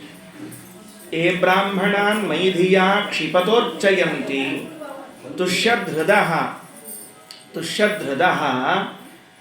ಸ್ಮಿತಸುಧೋಕ್ಷಿತ ಪದ್ಮವಕ್ತ್ರಾಃ ವಾಣ್ಯಾನುರಾಗಕಲಯಾತ್ಮಜವದ್ಗೃಣಂತಃ ಸಂಬೋಧಯಂತಿ ಅಹಮುಪಾಕೃತೈಸ್ತೈಃ. ಪರಮಾತ್ಮ ಮತ್ತೊಂದು ಮಾತನ್ನು ಹೇಳ್ತಾನೆ. ಅವರು ಸಿಟ್ಟು ಮಾಡಿಕೊಂಡಾಗ ಕೆಲವೊಂದು ಬಾರಿ ಬೈತಾರೆ, ಕೆಲವೊಂದು ಬಾರಿ ನನ್ನನ್ನೇ ಹಿಂಸೆಗೆ ಒಳಪಡಿಸ್ತಾರೆ. ಅಷ್ಟಾದರೂ ಕೂಡ ನಾನು ಅವರ ಜೊತೆಗೆ ಪ್ರೇಮದಿಂದಲೇ ವ್ಯವಹಾರ ಮಾಡ್ತೇನೆ, ನೀವು ಕೂಡ ಹಾಗೇ ಪ್ರೇಮದಿಂದ ಅವರ ಜೊತೆಗೆ ವ್ಯವಹಾರವನ್ನು ಮಾಡ್ರಿ ಅಂತ ಪರಮಾತ್ಮ ಮತ್ತೊಂದು ಮಾತನ್ನು ಹೇಳುತ್ತಾನೆ. ಯಾಕೆ ಮಾಡಬೇಕು ಅಂತ ಕೇಳಿದ್ರೆ, ಮೈಧಿಯ ಆಕ್ಷಿಪತಃ ಅರ್ಚಯಂತಿ, ನಾನು ಅವರಿಗೆ ಮಾಡ್ತಿಲ್ಲ ಪೂಜೆ, ಅವರ ಅಂತರ್ಯಾಮಿಯಾಗಿರುವ ಭಗವಂತನಿಗೆ ಮಾಡ್ತಾ ಇದ್ದೇನೆ. ಅವನೇನಾದರೂ ಅಂದರೂ ಕೂಡ ಪರವಾಗಿಲ್ಲ, ನಾವನ್ನು ಬಹಳ ಮನಸ್ಸಿಗೆ ಹಚ್ಕೊಳ್ಬಾರದು ಅನ್ನುವಂಥ ಮಾತನ್ನು ದೇವರು ತಿಳಿಸಿಕೊಡ್ತಾನೆ. ಹಿಂದಿನ ಮಾತಿನಲ್ಲಿ ಜಯ ವಿಜಯರಿಗೆ ಸನಕಾದಿಗಳಿಗೆ ಆದ ವಿರಸವನ್ನು ತಿಳಿಸುವುದಕ್ಕಾಗಿ ಭಗವಂತ ಆಡಿದ್ದು ಅವರಿಂದಲೇ ನನ್ನ ಕೀರ್ತಿ ಅಂತ ಹೇಳಿದ. ಮುಂದಿನ ಮಾತಿನಲ್ಲಿ ಹೇಳುವಾಗ ಅಕಸ್ಮಾತ್ತಾಗಿ ಅವರು ಸಿಟ್ಟು ಮಾಡಿಕೊಂಡೇನಾದರೂ ನಡ್ಕೊಂಡ್ರೂ ಅದನ್ನು ನೀವು ಮನಸ್ಸಿಗೆ ತೆಗೆದುಕೊಳ್ಳಬೇಡ್ರಿ, ಅವರ ಸಿಟ್ಟು ಕೂಡ ನಿಮಗೆ ಅನುಗ್ರಹ ರೂಪದಲ್ಲಿ ಇರ್ತದೆ, ಅದು ಕಲ್ಪನೆಗೆ ಬರೋದಿಲ್ಲ. ದೊಡ್ಡ ಅನುಗ್ರಹ ಮಾಡ್ತಾರೆ. ಹಾಗಾಗತ್ತೆ. ತನ್ನ ದೃಷ್ಟಾಂತವನ್ನು ಹೇಳ್ತಾನೆ. ನಾನು ನನ್ನ ಪಾಡಿಗೆ ವೈಕುಂಠದಲ್ಲಿ ಇದ್ದವನು, ನನಗೇನು ಯಾರ ಹತ್ರ ಹೋಗಬೇಕು ಏನು ಮಾಡಬೇಕು ಅಂತೇನು ಇದ್ದಿದ್ದಿಲ್ಲ. ಹಾಗಿದ್ರೂ ಕೂಡ ಭೃಗು ಋಷಿಗಳು ಅಂತನ್ನೋರು ಬಂದು ಒದ್ರೂ ಕೂಡ ನಾನು ಹೇಗೆ ವ್ಯವಹಾರ ಮಾಡಿದೆ ಅವ್ರ ಜೊತೆಗೆ ನೋಡ್ರಿ ಸ್ವಲ್ಪ ಅಂತ ದೇವರು ಹೇಳ್ತಾನೆ. ಅವರು ಗಂಗಾ ನದಿ ತೀರದಲ್ಲೋ ಸರಸ್ವತಿ ನದಿ ತೀರದಲ್ಲೋ ಯಜ್ಞ ಮಾಡ್ತಾ ಇದ್ದಾಗ ನಾರದರು ಬಂದು ಕೇಳಿದ್ರಂತೆ, ಯಜ್ಞವನ್ನು ಯಾರಿಗೆ ಸಮರ್ಪಣೆ ಮಾಡ್ತೀರಿ ಕೊನೆಯಲ್ಲಿ ಅಂತ ಕೇಳಿದಾಗ ಅವರೆಲ್ಲ ವಿಚಾರಕ್ಕೆ ಒಳಗಾದರು. ಯಾರಿಗೆ ನಾವು ನಿಜವಾಗ್ಲೂ ಯಜ್ಞವನ್ನು ಸಮರ್ಪಣೆ ಮಾಡೋದು ಯಾರಿಗೆ ಅಂತ ಆಲೋಚನಾಗ್ರಸ್ತರಾಗಿ, ಹಾಗಾದರೆ ಹುಡುಕಿಕೊಂಡು ಬರೋಣ ಅಂತ ತ್ರಿಮೂರ್ತಿಗಳ ಲೋಕಕ್ಕೆ ಹೋಗಿ ಬ್ರಹ್ಮದೇವರ ಮನೆಗೆ ಹೋದರು, ಅಲ್ಲೂ ಸರಿಯಾದ ಉಪಚಾರ ಸಿಗಲಿಲ್ಲ. ಕೈಲಾಸಕ್ಕೆ ಹೋದರು, ಅಲ್ಲೂ ಸರಿಯಾಗಿ ಉಪಚಾರವಾಗಲಿಲ್ಲ ಅನ್ನೋದಕ್ಕಾಗಿ ವೈಕುಂಠಕ್ಕೆ ಬಂದಿದ್ದಾರೆ.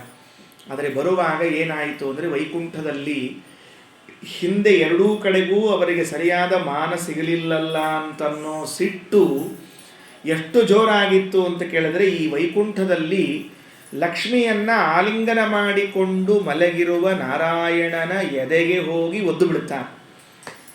ಯಾರ್ದೋ ಸಿಟ್ಟು ಯಾರ್ದೋ ಮೇಲೆ ತೋರಿಸ್ತಿರ್ತಾರ ಅಂತ ನೋಡ್ರಿ. ಇದು ಮನ್ಯಾಗ ಹೆಣ್ಮಕ್ಳು ಗಂಡದ್ರ ಸಿಟ್ಟು ಮಕ್ಕಳ ಮೇಲೆ ತೋರಿಸ್ತಿರ್ತಾರೆ. ನೀನು ನಿಮ್ಮಪ್ಪನ ಹಾದಿ ಹಿಡಿದೇನು ಲೈ ಅಂತಾರೆ ಒಂದೇ.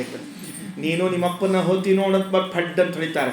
ಅದು ಹೊರಗಿಂದ ಬಂದರೆ ಹೇಳಂಗಿಲ್ಲ, ಎಲ್ಲಿ ಹೋಗಿನಿ ಅಂತ ತಿಳ್ಕೊಂಡು, ನೀನು ಬಂದರೆ ಹೇಳಂಗಿಲ್ಲ ಎಲ್ಲಿ ಅಂತ ತಿಳ್ಕೊಂಡಿಲ್ಲ. ಅವರಿಗೆ ಅವ್ರ ಮೇಲೆ ತಿರ್ಸ್ಲಿಕ್ಕೆ ಆಗ್ತಿರಂಗಿಲ್ಲ ರೀ. ಅದಕ್ಕೆ ಅವು ಮಕ್ಕಳ ಮೇಲೆ ತಿರ್ಸ್ತಿರ್ತಾರೋ. ಪಾಪದ ಗಾಬರಿ ಆಗಿರ್ತದೆ, ಯಾಕಂದ್ರೆ ಹುಟ್ಟಿನಪ್ಪ ಇವ್ರ ಮನ್ಯಾಗ ಅಂತ ತಿಳ್ಕೊಂಡು ಹೇಳಿ ರಮ್ ಬಡಿಸ್ಕೊಂಡು. ಅದಕ್ಕೆ ಇವ್ರು ಸಿಟ್ಟು ಏನು ಮಾಡೋದು ಅಂದ್ರೆ ತಂದು ಅವ್ರ ಮೇಲೆ ಒದ್ದು ಬಿಟ್ರು. ಒದ್ರ ದೇವ್ರು ಏನು ಮಾಡಿದಾರೆ ಹೇಳ್ಕೊಳಂತ. ಆಚಾರ ಭಾಗವತದಲ್ಲಿ ವೇದವ್ಯಾಸದೇವರು ಅಂತಾರೆ, ತುಷ್ಯಧೃದ ಸ್ಮಿತಸುಧೋಕ್ಷಿತ ಪದ್ಮವಕ್ತ್ರಾಹ. ವಧಿಸಿಕೊಂಡಾಗಲೂ ಮುಗುಳ್ನಗೆಯಿಂದ ಕೂಡಿದ ಮುಖದಲ್ಲಿ ದೇವರು ಅವರನ್ನು ಕರೆದು ಕೂಡಿಸಿ ತನ್ನ ಆಸನದಲ್ಲಿ, ಯಾಕೆ ಒದಿಲಿಕ್ಕೆ ಹೋದ್ರಿ ಪಾಪ, ನನ್ನ ದೇಹ ಬಹಳ ಕಠಿಣ ಅದ, ಕಠೋರ ಅದ, ಬಿರುಸದ, ನಿಮ್ಮ ಪಾದ ಎಷ್ಟು ಕೋಮಲ ಅದ, ಹಿಂಗೆ ನೀವು ಇಷ್ಟು ಕೋಮಲವಾದ ಪಾದದಿಂದ ನನ್ನ ದೇಹಕ್ಕೆ ಒದ್ದಾಗ ಅದಕ್ಕೆಷ್ಟು ನೋವಾಯಿತೋ ಏನೋ ಅಂತ ತಾನೇ ಒತ್ತಿ ಕೂಡಿಸಿ ಸಮಾಧಾನ ಮಾಡಿ ಆ ಲಕ್ಷ್ಮೀದೇವಿ ಹೇಳಿದಂತ ಒಂಚೂರು ಬಿಸಿನೀರು ತೊಗೊಂಡು ಬಾ, ಇವ್ರದ್ದು ಭೃಗು ಋಷಿಗಳ ಪಾದ ತೊಳಿಬೇಕಾಗ್ಯದ ಅಂತ. ಅಕ್ಕಿ ಅಂದ್ಲು, ಒದಿಸ್ಕೊಂಡದ ಬಟ್ ಕಾಲು ಬೇರೆ ತೊಳಿತಂತಿದ್ರು ಮೊಸಡಿಗೆಲ್ಲರ ಅಂಥೇಳಿ ಅಪ್ಸೆಟ್ ಮಾಡ್ಕೊಂಡ್ರಿ ಅಕ್ಕಿ. ಯಾಕಂದ್ರೆ ಈ ಒದ್ದವ್ರನ್ನ ತೊಳೆಯೋ ಪದ್ಧತಿ, ಕಾಲು ತೊಳೆಯೋ ಪದ್ಧತಿಯಲ್ಲಿ ಇದ್ದಿದ್ದಿಲ್ಲ ನಮ್ಮಲ್ಲಿ. ಆತು ಅಂತ ಹೇಳಿದ್ರು. ಬಿಸಿನೀರು ತೊಗೊಂಡು ಬಂದು ಆ ಭೃಗು ಋಷಿಗಳ ಕಾಲು ತೊಳೆದು ತಲೆ ಮೇಲೆ ಹಾಕ್ಕೊಂಡು ಹೆಂಡತಿಗೆ ತಲೆ ಮೇಲೆ ಹಾಕಿದ. ಆಕಿ ಮೊದಲ ಉರ್ಲಿಕ್ಕತ್ತಾಳ ಬಗ ಅಂತ, ಅದಕ್ಕೆ ಬಿಸಿನೀರು ಬೇರೆ ಹಾಕ್ಕೊಂಡು ಮತ್ತೆ ಧಗ್ ಅಂತ ಹೇಳಿ ಉರ್ಲಿಕ್ಕಿನ್ನಿಟ್ಟು ಹಾಕಿದ್ರು. ಕೊಟ್ಟು ಅವರು ಹೋಗ್ಬಿಟ್ರಿ. ಅವರು ಯಾಕೆ ಬಂದೆ, ಯಾಕೆ ಒದ್ದೆ, ಏನಾತಂತೂ ಅವರು ಹೇಳಲಿಲ್ಲ, ಇವನು ಕೇಳಲಿಲ್ಲ. ಯಾಕೆ ಬಂದ್ರಿ, ಯಾಕೆ ಒದ್ರಿ ಅಂತ ಇವನು ಕೇಳಲಿಲ್ಲ. ಹೋಗ್ಬಿಟ್ರು, ಮುಗಿದೋದ ಕೆಲಸ. ಆ ಪ್ರಸಂಗವನ್ನು ಎತ್ತಿ ಹೇಳ್ತಾನೆ, ನಾ ಕೂಡ ಅವರು ಬಂದರೆ ಹೀಗೆ ಮಾಡಿದ್ದು. ಮುಂದೇನಾಯಿತು, ಲೋಕದಲ್ಲಿ ಭಗವಂತನೇ ಸರ್ವೋತ್ತಮ ಅಂತ ಎಲ್ಲ ಕಡೆಗೆ ಅವರು ಹೇಳಿಕೊಂಡು ಬಂದರು ಭೃಗು ಋಷಿಗಳಂತವ್ರು. ಆದ್ದರಿಂದ ಅವರು ಸಿಟ್ಟು ಮಾಡಿಕೊಂಡಾಗಲೂ ಕೂಡ ನಾವು ಅದನ್ನು ಮನಸ್ಸಿಗೆ ಹಚ್ಕೊಳ್ಬಾರ್ದು ಅನ್ನುವಂತಹ ಮಾತನ್ನು ಏ ಬ್ರಾಹ್ಮಣಾನ್ ಮೈಧಿಯ ಕ್ಷಿಪತೋ ಅರ್ಚಯಂತಿ ತುಷ್ಯಧೃದ. ಮನಸ್ಸಿನಲ್ಲಿ ಸಂತೋಷ ಇರಲಿ, ಸುಮ್ಮನೆ ಮುಖದಲ್ಲಿ ನಗು ಬರೋದು ಬೇಡ. ಕೆಲವರು ಕೃತ್ರಿಮವಾಗಿ ನಗ್ತಿರ್ತಾರೆ, ಆರ್ಟಿಫಿಷಿಯಲ್ ನಗು, ಹೀ ಹೀ ಹೀ ಹೀ ಅಂತಿರ್ತಾರೆ, ಅದಕ್ಕೇನು ಪ್ರೇಮ ಇರೋದಿಲ್ಲ ಒಳಗಡೆಗೆ. ಅಂತಹ ನಗು ಬೇಡ ಅಂತ ಹೇಳ್ತಾರೆ. ಪದ್ಮವಕ್ರಾಹ ವಾಣ್ಯಾನುರಾಗ ಕಲೆಯ ಮೃದುವಾದ ಶಬ್ದಗಳಿಂದ ಕೂಡಿದ ಮಾತುಗಳನ್ನು ಆಡ್ತಾ ಆತ್ಮಜವದ್ಘೃಣಂತಹ ತಾಯಿ ಮಗುವನ್ನು ಹೇಗೆ ಪ್ರೀತಿಯಿಂದ ಮಾತಾಡಿಸ್ತಾಳಲ್ಲ, ಅದು ಎಷ್ಟೇ ಸಿಟ್ಟಿಗೆದ್ದರೂ ಎಷ್ಟೇ ಗದ್ದಲ ಹಾಕಿದರೂ ಕೂಡ ಹಾಗೆ ಮಾಡ್ರಿ ಅಂತ ಮತ್ತೊಂದು ಮಾತನ್ನು ತಿಳಿಸಿಕೊಡ್ತಾ ಇದ್ದಾರೆ. ಇದು ಮುಗಿದ ಮೇಲೆ ಪರಮಾತ್ಮ ಕೃಷ್ಣಾವತಾರದಲ್ಲಿ ಮಾಡಿರುವಂತಹ ಮತ್ತೊಂದು ಪ್ರಸಂಗ, ಇದೇ ತರಹದ ಪಾದಪೂಜೆಯನ್ನು ಮಾಡಿದ್ದು ನಾರದರಿಗೆ ಮಾಡ್ತಾ ಇದ್ದಾರೆ. ಅದನ್ನು ಹೇಳಿದರು. ತಸ್ಯಾವ ನಿಜ್ಜ ಚರಣೌ ತದಪಸ್ವಮೂರ್ಧಿ ಬಿಭ್ರತ್ ಜಗದ್ಗುರುತರೌ ತಮೋಪಿ ಸತಾಂ ಪತಿರ್ಹಿ ಬ್ರಹ್ಮಣ್ಯ ದೇವ ಇತಿ ಯದ್ಗುಣನಾಮಯುಕ್ತಂ ತಸ್ಸೈವ ಚರಣ ಶೌಚಮಶೇಷ ತೀರ್ಥಂ. ಯಾವ ಭಗವಂತನ ಪಾದದಿಂದ ಬಂದಿರುವಂತಹ ತೀರ್ಥ ಗಂಗೆ ಅಂತ ಕರೆಸಿಕೊಂಡು ಇಡೀ ಲೋಕದಲ್ಲಿ ಪ್ರಸಿದ್ಧವಾಗಿದೆಯೋ, ಆ ಪರಮಾತ್ಮ ಮನೆಗೆ ನಾರದಂತಹ ಜ್ಞಾನಿಗಳು ಬಂದಾಗ ತಾನು ಪಾದ ಪೂಜೆಯನ್ನು ಮಾಡಿ ಬ್ರಹ್ಮಣ್ಯ ದೇವ ಅಂತ ಕರೆಸಿಕೊಂಡ ಅನ್ನುವ ಮಾತನ್ನು ಈ ಸಂದರ್ಭದಲ್ಲಿ ತಿಳಿಸಿಕೊಡ್ತಾ ಇದ್ದಾರೆ. ಅದಕ್ಕೆ ಮತ್ತೊಂದು ಮಾತನ್ನು ಹೇಳ್ತಾ, ಏನು, ಯಾವ ಭಕ್ತರ ಪಾದವನ್ನು ಆಶ್ರಯಿಸಿಕೊಂಡು ಅವರ ಸೇವೆಯನ್ನು ಮಾಡಿದ್ದಕ್ಕೇನೆ ಎಲ್ಲರೂ ಉದ್ಧಾರ ಆದರು, ಇನ್ನು ದೇವರ ಸೇವೆಯನ್ನು ಮಾಡಿದರೆ ಉದ್ಧಾರ ಆಗ್ತೀರಿ ಅಂತ ಏನು ಹೇಳಬೇಕು ಅಂತ ಕೈಮುತ್ಯ ನ್ಯಾಯದಿಂದ ಹೇಳ್ತಾ ಹೋಗ್ತಾರೆ. ಕಿರಾತ ಹೂಣಾಂಧ್ರ ಪುರೀಂದ ಪುಲ್ಕಸ ಆಭೀರ ಕಂಕ ಯವನಾಶಕಾದಯ ಏನ್ನೇ ಚ ಪಾಪ ಯದಪಾಶ್ರಯಾಶ್ರಯಾತ್ ಶುದ್ಧ್ಯಂತಿ ತಸ್ಮೈ ಪ್ರಭ ವಿಷ್ಣವೇ ನಮಃ. ಯಾವುದ್ಯಾವುದೋ ಜಾತಿಗಳ ಹೆಸರನ್ನು ಭಾಗವತದಲ್ಲಿ ಹೇಳ್ತಾ ಇದೆ. ಕಿರಾತ, ಹೂಣ, ಆಂಧ್ರ, ಪುಲಿಂದ, ಪುಲ್ಕಸ, ಆಭೀರ, ಕಂಕ, ಯವನ, ಶಕ ಅಂತ ಇವೆಲ್ಲ ಜಾತಿಗಳಂತೆ. ಇಲ್ಲಿ ಹುಟ್ಟಿ ಬಂದಿರುವಂತಹ ವ್ಯಕ್ತಿಗಳು ಕೂಡ ಯದಪಾಶ್ರಯಾಶ್ರಯ ಶುದ್ಧಂತಿ, ಭಗವದ್ಭಕ್ತರ ಪಾದಾಶ್ರಯವನ್ನು ಮಾಡಿ ಉದ್ಧಾರ ಆಗೋದಾದರೆ, ಇನ್ನು ಶುದ್ಧಂತಿ ತಸ್ಮೈ ಪ್ರಭು ವಿಷ್ಣುವೇ ನಮಃ, ಭಗವಂತನಿಂದ ಉದ್ಧಾರ ಆಗ್ತಾರೆ ಅಂತ ಏನು ಹೇಳಬೇಕು ಅಂತ ಇದೊಂದು ತಿಳಿಸಿಕೊಟ್ರು. ಇದಿಷ್ಟು ಮಹತ್ ಸೇವಾ ಪ್ರಕರಣ, ಮಹಾತ್ಮರ ಸಮಾಗಮ ಪ್ರಕರಣ ಅಂತ ಎರಡು ಪ್ರಕರಣಗಳನ್ನು ತಿಳಿಸಿಕೊಟ್ರು. ಒಟ್ಟಾರೆ ವಿಷ್ಣು ತೀರ್ಥರು ಭಾಗವತದಲ್ಲಿ ಬಂದಿರುವಂತಹ ಅನೇಕ ಶ್ಲೋಕಗಳಲ್ಲಿ ಬಂದ ಪ್ರಮೇಯಗಳನ್ನು ಸಂಗ್ರಹ ಮಾಡ್ತಾ, ನೀವು ದೊಡ್ಡವರ ಜೊತೆಗೆ ಸಮಾಗಮ ಮಾಡಿಕೊಳ್ಳ್ರಿ, ಅವರ ಸೇವೆಯನ್ನು ಮಾಡಿರಿ ಅಂತ ಹೇಳಿದ ಮೇಲೆ ಮುಂದಿನ ಪ್ರಕರಣದಲ್ಲಿ ಮಹನ್ ನಿಂದಾವರ್ಜನ ಪ್ರಕರಣ ಅಂತಂತಾರೆ. ಬೈಬಾರ್ದಂತ, ಅವರಿಗೆ ಯಾವುದೇ ಕಾರಣಕ್ಕೂ ನಿಂದೆಯನ್ನು ನೀವು ಮಾಡಲೇಬೇಡ್ರಿ ಅಂತ ಹೇಳ್ತಾರೆ. ನಮಗನಿಸ್ತಿರ್ತದೆ, ಅವರು ತಪ್ಪು ಮಾಡಿದ್ರಲ್ಲ ಅಂತ ಅನಿಸ್ತದೆ. ಹೌದು, ಇಲ್ಲ ಅಂತಂದಿಲ್ಲ, ಅದು ತಪ್ಪು ಇರಬಹುದು. ಆದರೆ ನಿನ್ನ ಯೋಗ್ಯತೆ ಅಷ್ಟಿಲ್ಲ. ಎಷ್ಟಿಲ್ಲ ಅಂದರೆ ನೀನು ಅವರನ್ನು ನಿಂದಿಸುವಷ್ಟು ದೊಡ್ಡವನಾಗಿಲ್ಲ ಇನ್ನು. ನಮಗೇನಾಗ್ತದೆ ಅಂದರೆ, ಯಾರಾದರೂ ಬೈದರೆ ಅಥವಾ ಯಾರಾದರೂ ತಪ್ಪು ಮಾಡಿದರೆ ತಡ್ಕೊಳ್ಳಿಕ್ಕಾಗದೆ ಕೂಡಲೇ ರಿಯಾಕ್ಟ್ ಮಾಡಿಬಿಡುತ್ತೆ. ಹಾಗೆ ಮಾಡಬೇಡ ಅಂತ ಹೇಳಲಿಕ್ಕೆ ಒಂದು ಪ್ರಕರಣ, ಮಹನ್ನಿಂದ ವರ್ಜನ ಪ್ರಕರಣ ಅಂತ. ಎಲ್ಲಿಂದ ಆರಿಸಿಕೊಂಡಿದ್ದಾರೆ ಅಂದರೆ ಆಶ್ಚರ್ಯ ಆಗ್ತದೆ. ಭಾಗವತದ ಚತುರ್ಥ ಸ್ಕಂದದಲ್ಲಿ ಬರುವಂತಹ ಒಂದು ಪ್ರಸಂಗ, ಕಥೆಯನ್ನು ಹೇಳ್ತೀನಿ, ಅದರಲ್ಲಿ ಬಂದ ಶ್ಲೋಕಗಳೇ ಇದ್ದುದರಿಂದ ಎಲ್ಲವೂ ಸೇರಿಸಿಕೊಳ್ಳಿಕ್ಕೆ ಬರ್ತದೆ. ರುದ್ರದೇವರಿಗೂ ದಕ್ಷ ಪ್ರಜಾಪತಿಗೂ ಆಗಿರುವಂತಹ ವಿರಸವನ್ನು ನಾವು ಭಾಗವತದ ಚತುರ್ಥ ಸ್ಕಂದದಲ್ಲಿ ಕೇಳುತ್ತೇವೆ. ಏನಾಯಿತು? ಸ್ವಯಂಭೂ ಮನುವಿಗೆ ಆಕೂತಿ, ದೇವಹೂತಿ, ಪ್ರಸೂತಿ ಅಂತ 3 ಜನ ಹೆಣ್ಣು ಮಕ್ಕಳು. ಅದರಲ್ಲಿ ಆಕೂತಿಯನ್ನು ಒಬ್ಬ ಋಷಿಗೆ ಕೊಟ್ಟಿದ್ದಾರೆ, ಪ್ರಸೂತಿಯನ್ನು ದಕ್ಷನಿಗೆ ಕೊಟ್ಟಿದ್ದಾರೆ, ದೇವಹೂತಿಯನ್ನು ಕರೆದವರಿಗೆ ಕೊಟ್ಟಿದ್ದಾರೆ ಅಂತ ಇದು ಭಾಗವತ ಕೇಳಿದವರು. ಆ ಪ್ರಸೂತಿಯಲ್ಲಿ ಅನೇಕ ಜನ ಹೆಣ್ಮಕ್ಕಳಾಗಿದ್ದಾರೆ, 16 ಜನ ಹೆಣ್ಮಕ್ಕಳಂತೆ. ಅನೇಕರಿಗೆ ಲಗ್ನ ಮಾಡಿಕೊಟ್ಟ ಮೇಲೆ ಸತಿ ಅಂತ ಒಬ್ಬಳು ಇದ್ಲು. ಆ ಸತೀದೇವಿಯನ್ನು, ಪಾರ್ವತಿಯ ಪೂರ್ವಜನ್ಮ ಸತೀದೇವಿಯನ್ನು ಮಾತ್ರ ಶಿವನಿಗೆ ಕೊಟ್ರಂತೆ ಲಗ್ನ ಮಾಡಿಕೊಡುವಾಗ. ಮನಸ್ಸಿರಲಿಲ್ವಂತೆ ದಕ್ಷನಿಗೆ, ಕೊಡ್ಲಿಕ್ಕೆ ಮನಸ್ಸೇ ಇರಲಿಲ್ವಂತೆ. ಏನು ಮಹಾರಾಯ, ಒಂದು ಮನೆ ಇಲ್ಲ, ಒಂದು ಉದ್ಯೋಗ ಇಲ್ಲ, ಏನಿಲ್ಲ, ಅವನಿಗೆ ಹೆಂಗೆ ಕೊಡೋದು ಅಂತ ಹೇಳಿ. ಯಾಕೆಂದರೆ ರುದ್ರದೇವರು ಕೈಲಾಸವಾಸಿಗಳು, ಅವರು ಎಲ್ಲೆಲ್ಲೂ ಪ್ರತ್ಯೇಕ ಹೊರಗೆ ಹೋಗ್ಬೇಕು, ದುಡಿಬೇಕು, ತರಬೇಕು ಅಂತ ಏನು ಇಟ್ಟುಕೊಂಡಿಲ್ಲ. ತಂಪಾಡಿಗೆ ತಾವು ಕೈಲಾಸವಾಸ ಗೌರೀಶ ಈಶ ಹಾಯಾಗಿದ್ದು ಬಿಟ್ಟಾರಂತೆ. ಅದು ಮಾವನ ಮನಿ ಅಂತ, ಹಿಂಗಾಗಿ ಹಾಯಾಗಿದ್ದಾರೆ ಅಂತ ಹೇಳ್ತಿರ್ತಾರೆ. ಹಾಯಾಗಿದ್ದಾರೆ. ಅದು ಸತೀದೇವಿ ಜೊತೆಗೆ ವಿವಾಹ ಆದಾಗ ಒಂದು ಪ್ರಸಂಗ ಆಯಿತು. ಬ್ರಹ್ಮದೇವರ ಮನೆಯಲ್ಲಿ ಒಂದು ಯಜ್ಞ, ಆ ಯಜ್ಞಕ್ಕಾಗಿ ಬಂದಿದ್ದಾರೆ, ಎಲ್ಲರೂ ಬಂದಿದ್ದಾರೆ. ರುದ್ರದೇವರು ಎಲ್ಲಕ್ಕಿಂತ ಮೊದಲು ಬಂದಿದ್ದರಂತೆ. ಬಂದು ತಾವು ಒಂದು ಕಡೆಗೆ ಕೂತು ತಮ್ಮ ಜಪವನ್ನು ಮಾಡ್ತಾ ಇದ್ದಾರೆ. ಬ್ರಹ್ಮದೇವರು ನೋಡ್ತಾ ಇದ್ದು ಜಪ ಮಾಡ್ತಿದ್ದಾರೆ. ಮಾವ ಬಂದಾಗ ನೋಡಿದ, ಎಲ್ಲರೂ ಎದ್ದು ನಿಂತು ನಮಸ್ಕಾರ ಮಾಡಿದರು. ಅಳಿಯನಾದ ಶಿವ ಎದ್ದು ನಿಂತು ನಮಸ್ಕಾರ ಮಾಡಲಿಲ್ಲ. ಇದು ಅವರಿಗೆ ತಾಕಿಬಿಡ್ತು. ಉಳಿದವ್ರು ಮಾಡಲಿ ಬಿಡಲಿ ಅಷ್ಟು ಅನ್ಸಂಗಿಲ್ರಿ, ಅಳಿಯಂದ್ರೆ ಮಾಡ್ಬೇಕಾಗ್ತಿರ್ತದ್ರಿ. ಅಳಿಯಂದ್ರು ಮಾವಂದ್ರು ಬಂದಿದ್ರೆ ಬೇಕಾಗಲಿ ಬೇಡಾಗಲಿ ಹೆಂಗಿದ್ದೀರಿ ಮಾವ ಅಂತ ಒಂದು ಮಾತು, ಹೆಂಗಿದ್ದೀರಿ ಮಾವ ಅಂತ ಕೇಳ್ಬೇಕು ಅನ್ನಿಸ್ತದಂತ. ಅದು ಕೆಲವೊಮ್ಮೆ ಹಾಗೆ ಆಗಿರ್ತಾವ್ರಿ, ಲೌಕಿಕ ವ್ಯವಹಾರ ಅಂತ ಇರ್ತದೆ. ಅವ್ರಿಗೆ ಸ್ವಲ್ಪ ಕೆಟ್ಟಿರ್ತದೋ ಏನೋ ಆಗಿರ್ತದೆ.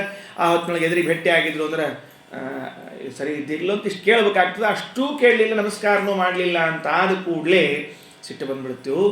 ಬಾಯಿಗೆ ಬಂದಂತೆ ಬೈದು ಅಳಿಯನಿಗೆ ಶಾಪ ಕೊಟ್ಟು ಎಲ್ಲ ಆಯಿತು. ಸರಿ, ಅದು ಪ್ರಕರಣ ಮುಗಿದು ಹೋಯಿತು. ಆ ಶಾಪದ ಪ್ರಕರಣ ಎಲ್ಲ ಮುಗಿದ ಮೇಲೆ ಮನೆಗೆ ಹೋಗ್ಬಿಟ್ರು.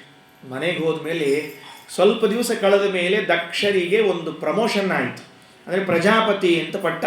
ಮನೆಯಲ್ಲಿ ಒಂದು ಯಜ್ಞ ಇಟ್ಕೊಂಡ. ನಮ್ಮಲ್ಲಿ ಪ್ರಮೋಷನ್ ಆದಾಗ ಪಾರ್ಟಿ ಕೊಡಬೇಕು ಅಂತ ಅಂತಿರ್ತಾರೆ ನೋಡ್ರಿ. ಪ್ರಮೋಷನ್ ಆದಾಗ ಪಾರ್ಟಿ ಕೊಡೋದು, ಇದು ಕೆಲವು ಶಾಣೆ ಇರ್ತಾರೆ ರೀ. ಈ ಕಡೆ ಮಡಿ ಮಂದಿನೂ ಪಾರ್ಟಿ ಕೊಡ್ರಿ ಅಂತ ಕೇಳಿರ್ತಾರೆ, ಮೈರಿಗೆ ಮಂದಿನೂ ಕೇಳಿರ್ತಾರೆ. ಅದಕ್ಕೆ ಸತ್ಯನಾರಾಯಣ ಪೂಜೆ ಅಂತ ಮಾಡಿ ಅವ್ರಿಗೂ ಪ್ರಸಾದ ಕೊಟ್ಟು ಕಳಿಸ್ಬಿಡ್ತಾರೆ. ಕೆಲವರು ಭಾಳ ಬುದ್ಧಿವಂತರಿರ್ತಾರೆ. ಹಂಗೆ ಏನು ಮಾಡಿದರು ಅಂತಂದರೆ ಪ್ರಮೋಷನ್ನು ಅಂತ ಹೇಳಿಕೊಂಡು ಒಂದು ಹೋಮ ಮಾಡಿಕೊಂಡು ಆ ಯಜ್ಞ ಮಾಡ್ತಾ ಇರುವಾಗ ಮನೆಯಲ್ಲಿ ಎಲ್ಲರೂ ಹೇಳಿ ಕಳಿಸಿದ್ರಿ. ಎಲ್ಲರೂ ಬರಬೇಕು ಅಂತ ತಿಳ್ಕೊಂಡು ಎಲ್ಲರಿಗೂ ಹೇಳಿ ಕಳಿಸಿ ಸಹಿತ ಅಳಿಯಂದ್ರಿಗೆ ಮಗಳಿಗೆ ಹೇಳಲಿಲ್ಲ. ಇದೊಂದು ಆ ದಕ್ಷ ಪ್ರಜಾಪತಿ ಮಾಡಿದ ತಪ್ಪು. ಯಾಕೆ ಅಂತಂದರೆ ಎಲ್ಲರಿಗೂ ಕರೆದಿರ್ಬೇಕು, ಅವರಿಗೆ ಮಾತ್ರ ಕರೆದಿರಬಾರ್ದು, ಅವ್ರಿಗೆ ಅಸಹ್ಯ ಆಗಬೇಕು. ಯಾಕೆ ನಮಗೆಲ್ಲ ಕರೆದಿದ್ರು, ನಿಮ್ಗೆ ಕರೆದಿದ್ದಿಲ್ಲೇನೋ ಅಂತ ಕೇಳ್ಬೇಕು ಜನ ಎಲ್ಲ. ಆಗ ಭಾಳ ಇನ್ಸಲ್ಟ್ ಆಗ್ತದೆ ಅಂತ ಕೆಲವು ಹಾಗೆ ಆಗಿರ್ತದೆ ರೀ. ಈ ಓಣಿಯೊಳಗೆ ಎಲ್ಲರಿಗೂ ಅರ್ಶಿನ ಕುಂಕುಮ ಕರೆದು ಅವರೊಬ್ಬರನ್ನ ಅರ್ಶಿನ ಕರೆದಿಲ್ಲ, ಕುಂಕುಮ ಕರೆದಿದ್ದಿಲ್ಲ ಅಂದ್ರೆ ದೊಡ್ಡ ಅಪಮಾನ ಆಗಿಬಿಟ್ಟಿರ್ತಾರೆ ಅವ್ರಿಗೆ. ಅಲ್ರಿ ಎಲ್ಲರಿಗೆ ಕರೆದಾರ್ರಿ, ಒಂದಿಷ್ಟು ಕುಂಕುಮ ಅರ್ಶನಕ್ಕೆ ನಮ್ದು ಕರೆದ್ರೆ ಏನು ಗಂಟು ಹೋಗ್ತಿತ್ತು ಇವ್ರಿಗೆ ಅಂತ ಮುಂದಿನ ಚೈತ್ರ ಮಾಸ ಬರೋ ತನಕ ಹೇಳ್ತಿರ್ತಾರೆ ಇವರು. ಅದಕ್ಕೆ ಇರ್ತದೆ. ನಾವು ಬಗ್ಗೆ ಹೆಚ್ಚಾಗ್ತಿದ್ದೇನೆ ಅವ್ರಿಗೆ, ಇಷ್ಟು ಅಕ್ಕಿ ಕೊಡ್ಲಿಕ್ಕೆ ಏನು ಗಂಟು ಹೋಗಿತ್ತು ಅಂತ ಹಿಂಗೆಲ್ಲ ಅನ್ಕೋತ ಕೂಡ್ತಿದ್ದೆ. ಅಂದರೆ ಅದೊಂದು ಮರ್ಯಾದೆ ಹೋಗೋ ಪ್ರಸಂಗ. ಅದು ಎಷ್ಟು ಚೀಪ್ ಮೆಂಟಾಲಿಟಿ ಅವರದ್ದು ದಕ್ಷ ಪ್ರಜಾಪತಿ ಅಂದರೆ. ಅವ್ರಿಗೆ ಕರೆದಿಲ್ಲ ಅಂದರೆ ಜನ ಎಲ್ಲ ಕೇಳ್ತಾರೆ, ಜನ ಕೇಳಿದ್ರು ಅಂತಂದರೆ ಅವ್ರಿಗೆ ಅಪಮಾನ ಆಗ್ತದೆ ಅಂತ ಹೇಳಿ ಆಮಂತ್ರಣ ಕೊಟ್ಟಿಲ್ಲ. ದೈವ ಹೆಂಗಿತ್ತು ಅಂದರೆ ಹರಿದ್ವಾರದಲ್ಲಿ ಯಜ್ಞ ಮಾಡ್ತಾ ಇದ್ದಾರೆ. ಮೇಲಿನಿಂದ ಎಲ್ಲ ದೇವತೆಗಳು ಬರೋ ಕಾಲದಲ್ಲಿ ಸಹಜವಾಗಿ ಕೈಲಾಸದ ಮೇಲೆ ಹಾಯ್ದುಕೊಂಡೇ ಬರಬೇಕಾಗ್ತಿತ್ತಂತೆ ವಿಮಾನದ ಮೇಲೆ. ಸತೀದೇವಿ ಒಂದ್ಸಲ ನೋಡಿದ್ಲು, 4-8 ವಿಮಾನಗಳು ಭರ ಹೋದವು. ಕೈ ಮಾಡಿ ನಿಲ್ಲಿಸಿದ್ದು, ಏನು ವಿಶೇಷ ಅಂತ ಕೇಳಿದ್ದು. ಅವರು ಹೇಳಿದ್ರು, ಇಲ್ಲ ದಕ್ಷ ಪ್ರಜಾಪತಿ ಮನೆಯಲ್ಲಿ ಯಜ್ಞ ಹೊರಟಿದ್ದೀವಿ ಅಂತ. ಇಷ್ಟಂದ್ರೆ ಸುಮ್ಮನೆ ಇರ್ತಿದ್ರಿ, ಏನು ಅನ್ಬೇಕು, ಯಾಕೆ ನಿಮಗೆ ಕರೆದಿಲ್ಲ, ಆಮಂತ್ರಣ ಕೊಟ್ಟಿಲ್ಲ ನಿಮಗೆ, ಎಲ್ಲಿ ಅಂತ ಕೇಳಿಗತಿಯಲ್ಲ ಅಂದ್ಬಿಟ್ರು. ಪಾಪ ಮಗಳು ಅಪ್ಪನ ಮರ್ಯಾದೆ ಗಂಡನ ಮರ್ಯಾದೆ ಉಳಿಸ್ಲಿಕ್ಕೆ ನೀವು ಅಲ್ಲೇ ಹೊಂಟಿಲ್ಲೋ ಸುಮ್ಮನೆ ಕೇಳಿದೆ, ಮತ್ತು ಬೇರೆ ಕಾರ್ಯಕ್ರಮ ಏನಾರೇನೋ ಅಂತ ಹಿಂಗಂದು ಅದನ್ನು ಮುಚ್ಚಿ ಹಾಕಿಬಿಟ್ರಿ. ಮನೆಗೆ ಹೋಗಿ ಏನನ್ಬೇಕ್ರಿ ಈಗ ಗಂಡನ ಮುಂದೆ ರುದ್ರದೇವ್ರು ಕೂತಿದ್ರಿ. ಅವ್ರಿಗೆ ಗೊತ್ತು, ಎಲ್ಲ ವಿಷಯ ಗೊತ್ತು, ಕಣ ಮುಚ್ಕೊಂಡು ಕೂತ್ಬಿಟ್ಟಿರೋ ತಣ್ಣಗೆ. ಹೋಗಿ ಹೇಳಿದ್ಲು. ಹೇಳೋ ಕಾಲಕ್ಕೆ ಏನ್ರಿ ನಮ್ಮ ಅಪ್ಪನ ಮನೆಯಾಗ ಏನೋ ಕಾರ್ಯಕ್ರಮ ಅಂತ ಹೋಗೋಣ ನಡ್ರಿ ಅಂತ ಅಂದಿದ್ರ ರುದ್ರದೇವರು ಅಂತಿದ್ರು, ನಿಮ್ಮ ಅಪ್ಪನ ಮನೆ ಹೋದಿಲ್ಲೋ ಹೋಗು ಅಂತಂತಿದ್ರಿ ಅವರು. ಅದಕ್ಕೆ ಶಾಣಿಕಿದ್ರಿ ಸತೀದೇವಿ. ಏನು ಮಾತಾಡೋದು ಗೊತ್ತೇನ್ರಿ, ಪ್ರಜಾಪತೇಸ್ತೆ ಶಶುರಸ್ಯ ಸಾಂಪ್ರತಂ ನಿರ್ಯಾಪಿತೋ ಯಜ್ಞ ಮಹೋತ್ಸವ ಕಿಲ. ಏನ್ರಿ ನಿಮ್ಮ ಮಾವನ ಮನೆಯಲ್ಲಿ ಯಜ್ಞ ಅಂತೆ, ಹೋಗೋಣವಾ ಅಂದ್ಲು. ಈ ಭಾರಿ ಬುದ್ಧಿವಂತರು ಹೆಣ್ಮಕ್ಳು, ಯಾವಾಗ ಏನು ಮಾತಾಡ್ತಾರೆ ಅಂತ ಗೊತ್ತಾಗಂಗಿಲ್ರಿ. ಇದು ಸಿಕ್ಕಾಕೊಳ್ಳೋದು ಗಂಡಸ ಪ್ರಾಣಿ ಅಷ್ಟೇ ಸಿಕ್ಕಾಕೋತಿರ್ತದ್ರಿ, ಯಾವಾಗ ಸಿಕ್ಕಾಕೋತ ಗೊತ್ತಿಲ್ಲ. ಅದು ಎಷ್ಟು ಚಂದ ಮಾತಾಡೋದು ನೋಡ್ರಿ. ಏನ್ರಿ ನಿಮ್ಮ ಮಾಮನ ಮನೆಯಲ್ಲಿ ಯಜ್ಞವಂತೆ ಹೋಗೋಣ, ಅದೇ ನಿಮ್ಮ ಅಪ್ಪನ ಮನೆಯಾಗ ಯಜ್ಞ ಅಂದಿರ್ಬೇಕಾಗಿತ್ತು. ನಿಮ್ಮ ಅಪ್ಪನ ಮನೆಗೆ ಹೋಗಿ ಅಂತ ಹೇಳ್ಬಿಡ್ತಿದ್ರು ಅವರು. ಅದಕ್ಕೆ ನಿಮ್ಮ ಮಾಮನ ಮನೆಯಲ್ಲಿ ಯಜ್ಞ ಅಂತೆ ಹೋಗೋಣ, ಏನು ಮಾಡ್ತೀವಿ ಹೋಗಿ, ನಮ್ದೇನು ಕೆಲಸದ ಅಲ್ಲಿ ಸುಮ್ಮನೆ ಅಂತಂದರೆ ಆಗ ಹೇಳಿದ್ದು, ಇಲ್ಲ ಅಲ್ಲಿ ಅಕ್ಕ, ಅಕ್ಕನ ಗಂಡ, ಅಕ್ಕನ ಮಕ್ಕಳು ಎಲ್ಲರೂ ಬಂದಿರ್ತಾರೆ, ಸಂಬಂಧಿಕರು ಬಂದಿರ್ತಾರೆ, ನೋಡ್ಕೊಂಡು ಬರೋಣ. ಅಲ್ಲ ನಾವು ಒಬ್ಬಳೇ ಹೋಗ್ತಿದ್ದೆ, ಇಲ್ಲ ಅಂತಲ್ಲ, ಆದರೆ ಕೊನೆಗೆ ಈ ಇದನ್ನು ಕೊಡ್ತಿರ್ತಾರೆ ನೋಡ್ರಿ, ಅರ್ಶಿನ ಕುಂಕುಮ ಹಚ್ಚಿ ಸೀರೆಯೋ ಧೋತ್ರ ಒಂದು ಕೊಡ್ತಿರ್ತಾರಲ್ಲ, ಎಕ್ಸ್ಚೇಂಜ್ ಆಫರ್ಗಳು ಬಂದಿರ್ತಾವೆ ನೋಡ್ರಿ. ಅವು ಯಾರ್ಯಾರ್ದೋ ಬರಿಗೆ ಹೋಗಿ ಕೊನೆಗೆ ಅವ್ರದೇ ಬರಿಗೆ ಬಂದಿರ್ತಾವತ್ತು ಎಕ್ಸ್ಚೇಂಜ್ ಆಫರ್ ಒಳಗೆ. ನಿಮಗೆ ಕಲ್ಪನೆ ಇರ್ಲಿಕ್ಕಿಲ್ರಿ, ನನಗೆ ಅದ್ರದ್ದು ಎಕ್ಸ್ಪೀರಿಯನ್ಸ್ ಜಾಸ್ತಿ ಇದೆ. ದಿವಸ ಅವ ಬರ್ತಾವ್ರಿ ನನ್ನ ಮನೆಗೆ, ಬೇರೆ ಬರೋದೇ ಇಲ್ಲ. ಅದಕ್ಕೆ ಮ್ಯಾಲೆ ಅರ್ಶಿನ ಕುಂಕುಮ ಹತ್ತಿರ್ತದಂತ ಉಲ್ಟಾ ಮಾಡಿ ಅದನ್ನು ಮತ್ತೆ ಒಳಗೆ ಹಾಕಿ ಅದನ್ನು ಚೀಲದಾಗ ತುರುಕಿ ಆ ಚೀಲ ಸತಿಗೆ ಉಲ್ಟಾ ಮಾಡಿರ್ತಾರೆ, ಮತ್ತೆ ಹೆಸರು ಬರೆದಿರ್ತಾರೆ ಮೇಲೆ ಗೊತ್ತಾಗ ಮಾಡಿ. ಅದು ಎಲ್ಲಿ ಹೋಗಿರ್ತದೆ, ಯಾವ ಆಚಾರ ಮನೆಯಿಂದ ಬಿಟ್ಟು ಹೋಗಿರ್ತದೋ ಅದೇ ಅದಕ್ಕೆ ಅನ್ಯಥಾ ಶರಣಂ ನಾಸ್ತಿ ಆಚಾರ್ಯ ಗೃಹಂ ಶರಣಂ, ಅಲ್ಲೇ ಬಂದು ಕೊಡ್ಬೇಕದು. ಹಾಗಾಗಿ ಅದು ಸೀರಿದ ಹೊತ್ರ ಕೊಡ್ತಿರ್ತಾರಲ್ಲ, ಆಗರ ನೀವು ಎದುರಿಗೆ ಕೂತಿರ್ಬೇಕಾಗ್ತದೆ ಅಂದ್ಲು. ಏನು ಮಾತಾಡಲಿಲ್ಲರಿ.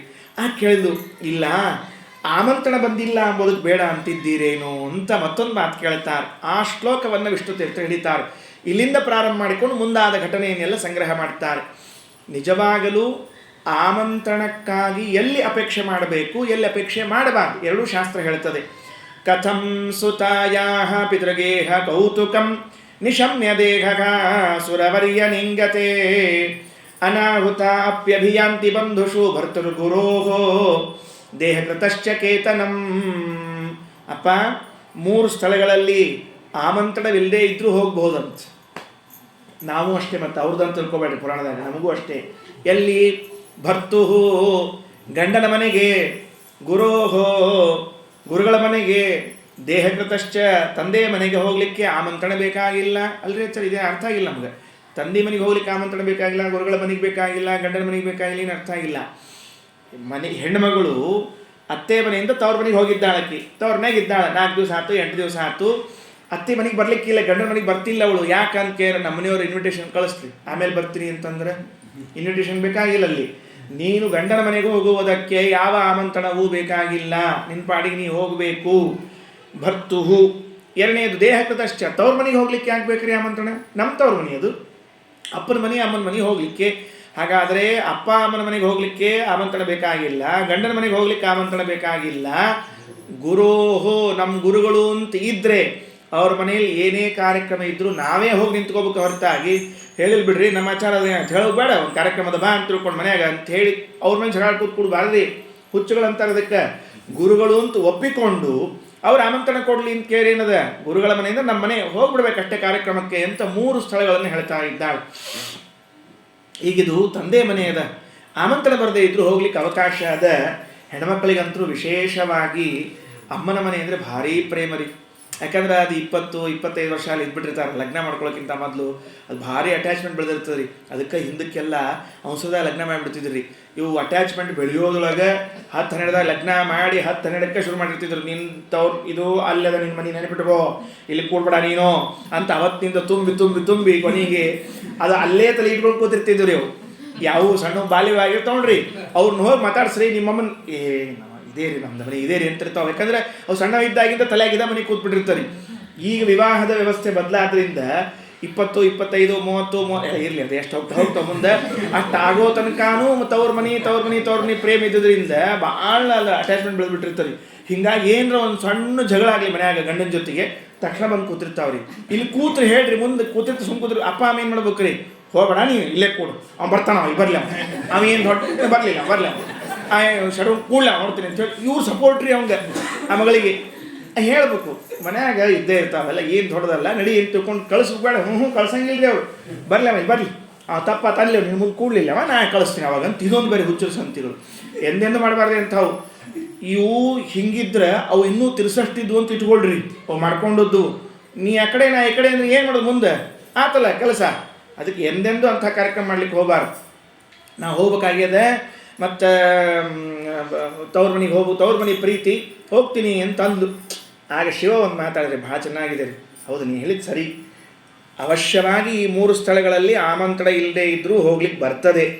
ತ್ವಯೋದಿತಂ ಶೋಭನಮೇವ ಶೋಭನೆ ಅನಾಹುತ ಅಪ್ಯಭಿಯಾಂತಿ ಬಂಧುಷೋ ತೇಯದ್ಯನುತ್ಪಾದಿತ ದೋಷದೃಷ್ಟಯ ಬಲೀಯಸಾನತ್ಮದೇನ ಮನ್ಯುನಾ ನೈತಾದೃಶಾನಾಂ ಸ್ವಜನವ್ಯಪೇಕ್ಷೆಯ ಗೃಹಾನ್ ಪ್ರತೀಯಾದನವಸ್ಥಿತಾತ್ಮನಾಂ ಯೇಭ್ಯಾಗತಾನ್ ವಕ್ರಧಿಯಾ ವಿಚಕ್ಷತೆ ಆರೋಪಿತ ಭ್ರೂಭಿರಮರ್ಷಣಾಕ್ಷಿಭಿಃ.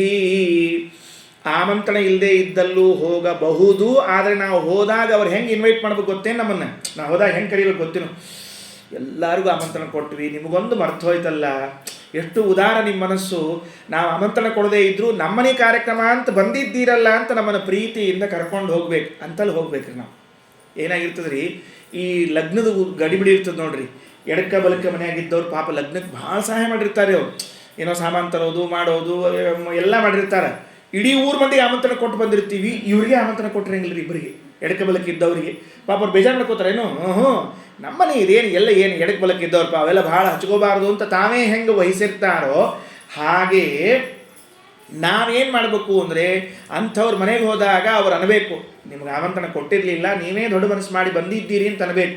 ಅದನ್ನು ಬಿಟ್ಟು ತೇಯದ್ಯನುತ್ಪಾದಿತ ದೋಷ ದೃಷ್ಟಯ ಬಲೀಯಸಾನತ್ಮದೇನ ಮನ್ಯುನ ಹುಬ್ಬು ಗಂಟಾಕಿ ಇವ್ಯಾವ ಬಂದು ಒಕ್ಕರ್ಸ್ಕೊಂಡು ಎಲ್ಲರ ಇವು ಬರಬಾರ್ದು ಅಂತ ಆಮಂತ್ರಿಸದೆ ಕೊಟ್ಟಿದ್ದಿಲ್ಲ, ಇವ್ರ ಮನೆ ಇಲ್ಲದ ಅಂತ ಹಿಂದಿನ ಸಾಲಿನಾಗಿಂದ ಹೋಗಿ ಬಾಜುಕಿ ಮನೆ ಆಮಂತ್ರಣ ಕೊಟ್ಟಿರ್ತಾರೆ ಅವರು.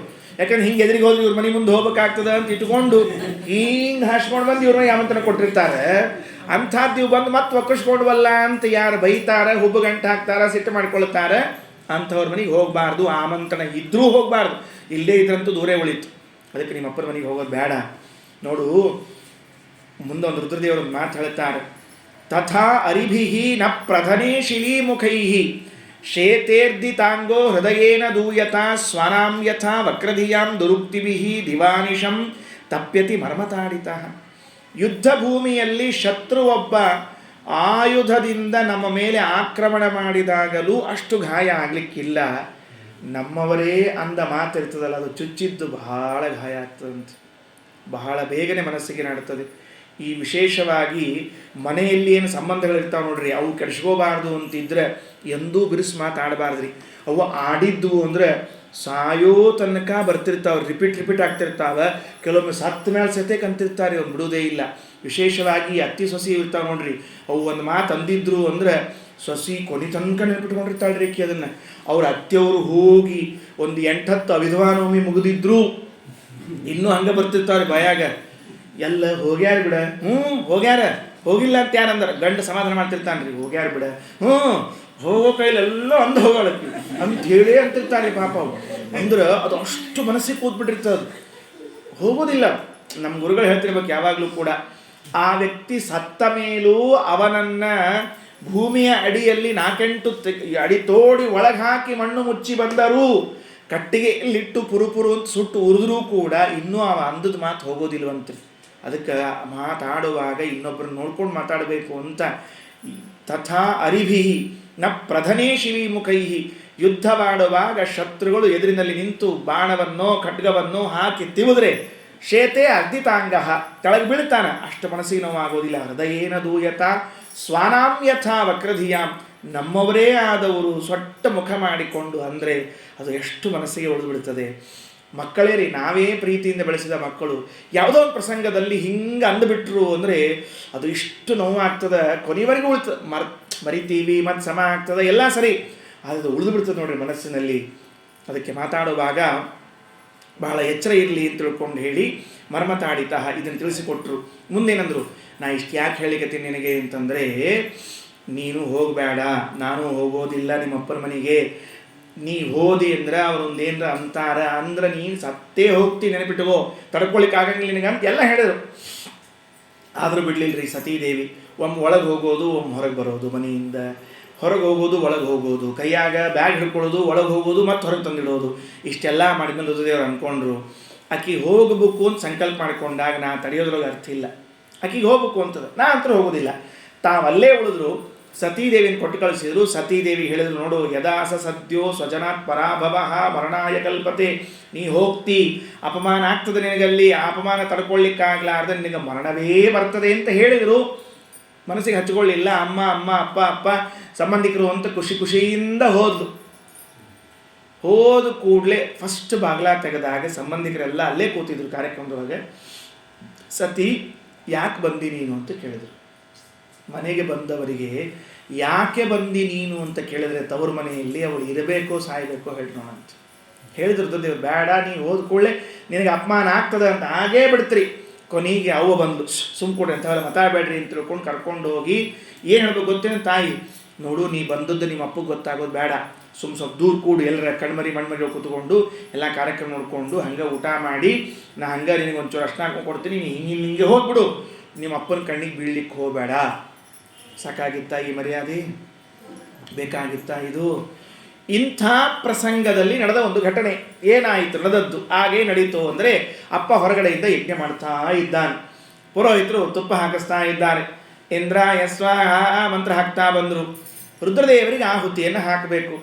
ರುದ್ರಾಯ ತಂತಿಚರಾಯ ಪಶುಪತಯೇ ಅಂತಂತ ಇದ್ರೆ ದಕ್ಷ ಪ್ರಜಾಪತಿ ಅಂದ. ಗಾಬರಿಯಾಗಿ ಹೋಯ್ತ್ರಿ ಆ ಪುರೋಹಿತರಿಗೆ.